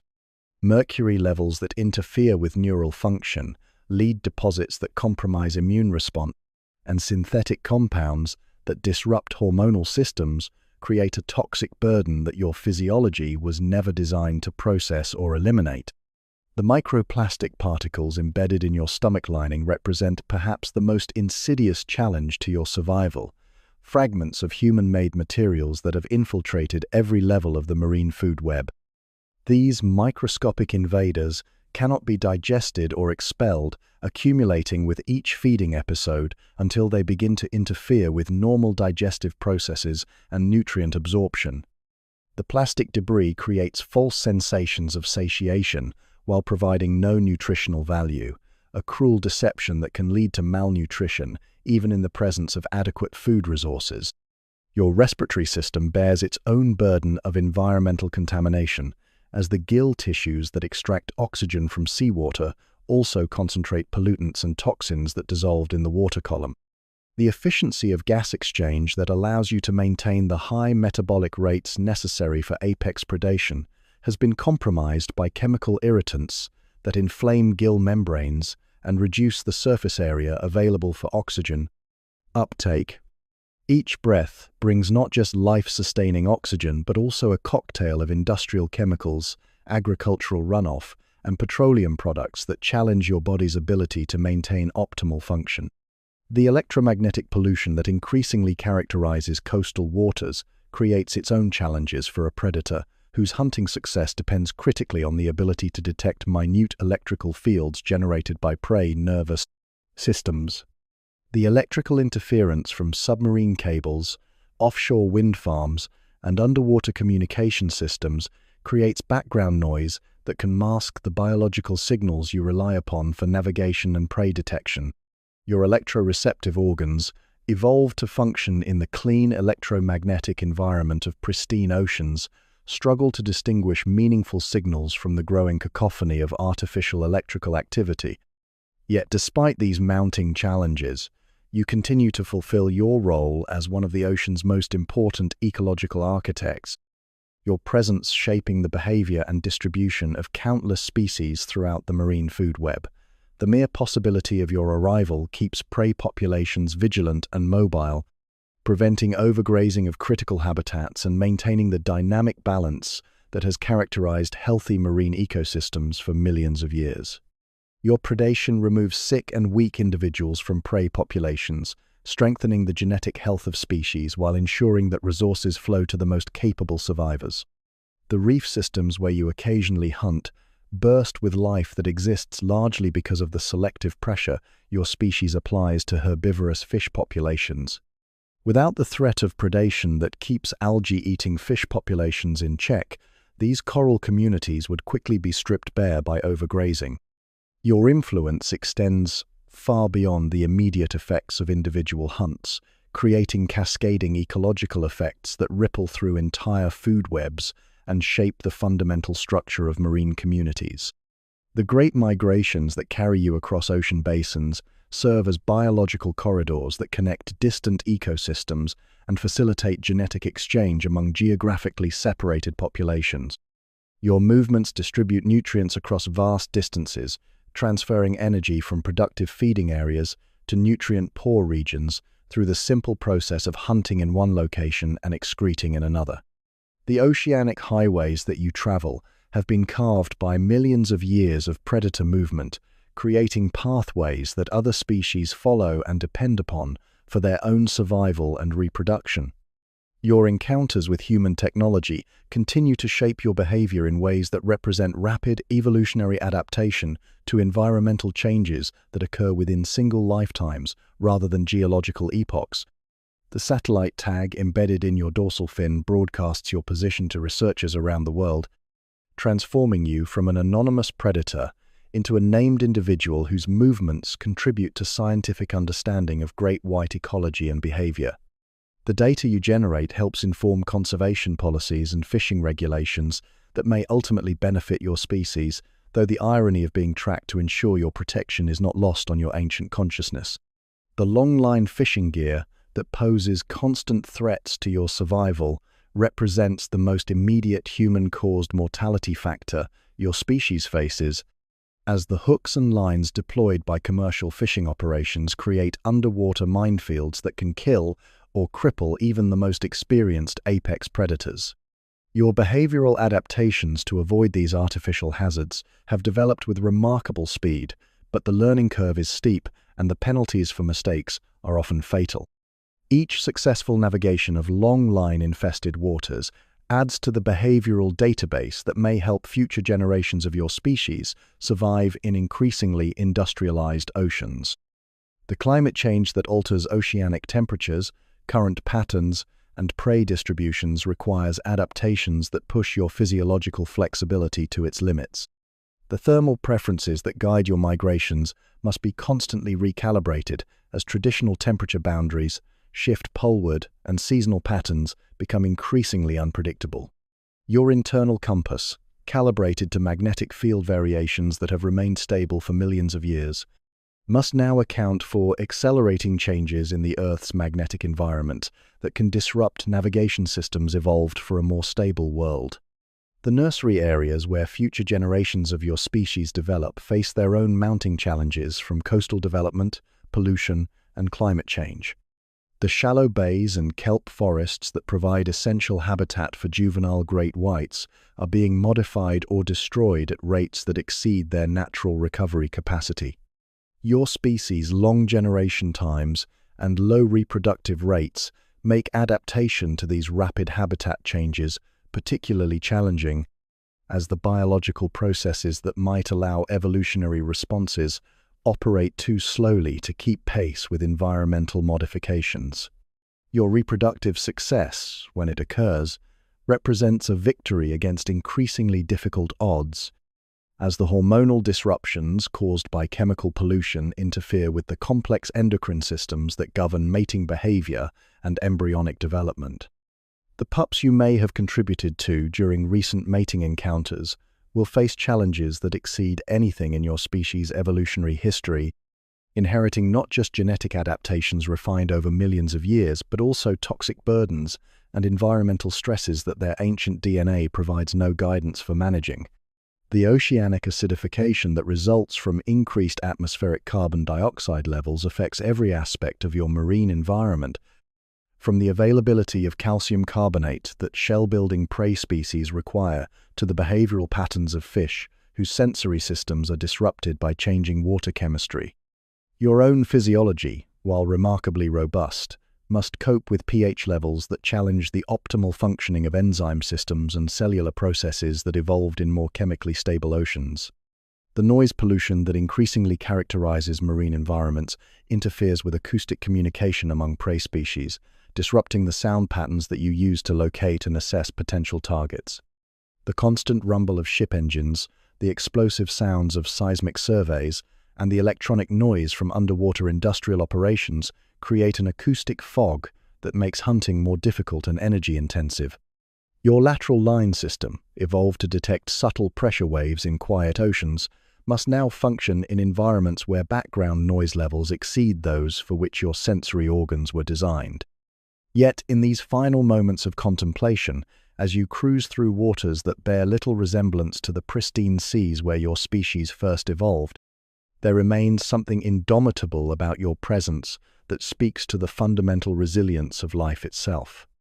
You represent an unbroken lineage that has survived ice ages, mass extinctions, and planetary catastrophes that eliminated countless other species.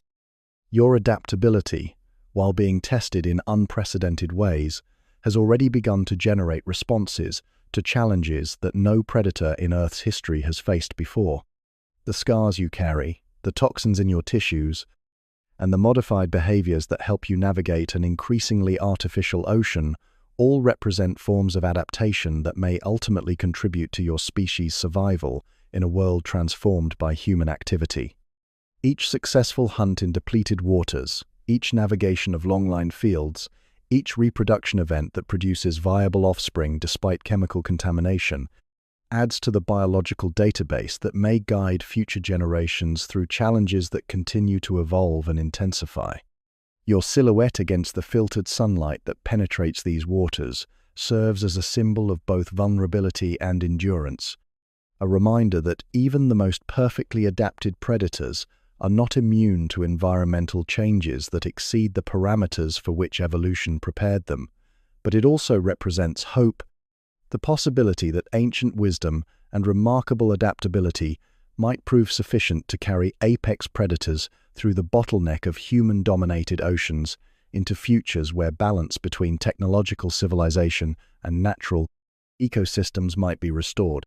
The ocean stretches around you in all directions, vast and mysterious despite the human influences that have reached into its deepest corners, while you continue the eternal cycles of hunting, migration, and survival that have defined your species since before continents assumed their current shapes.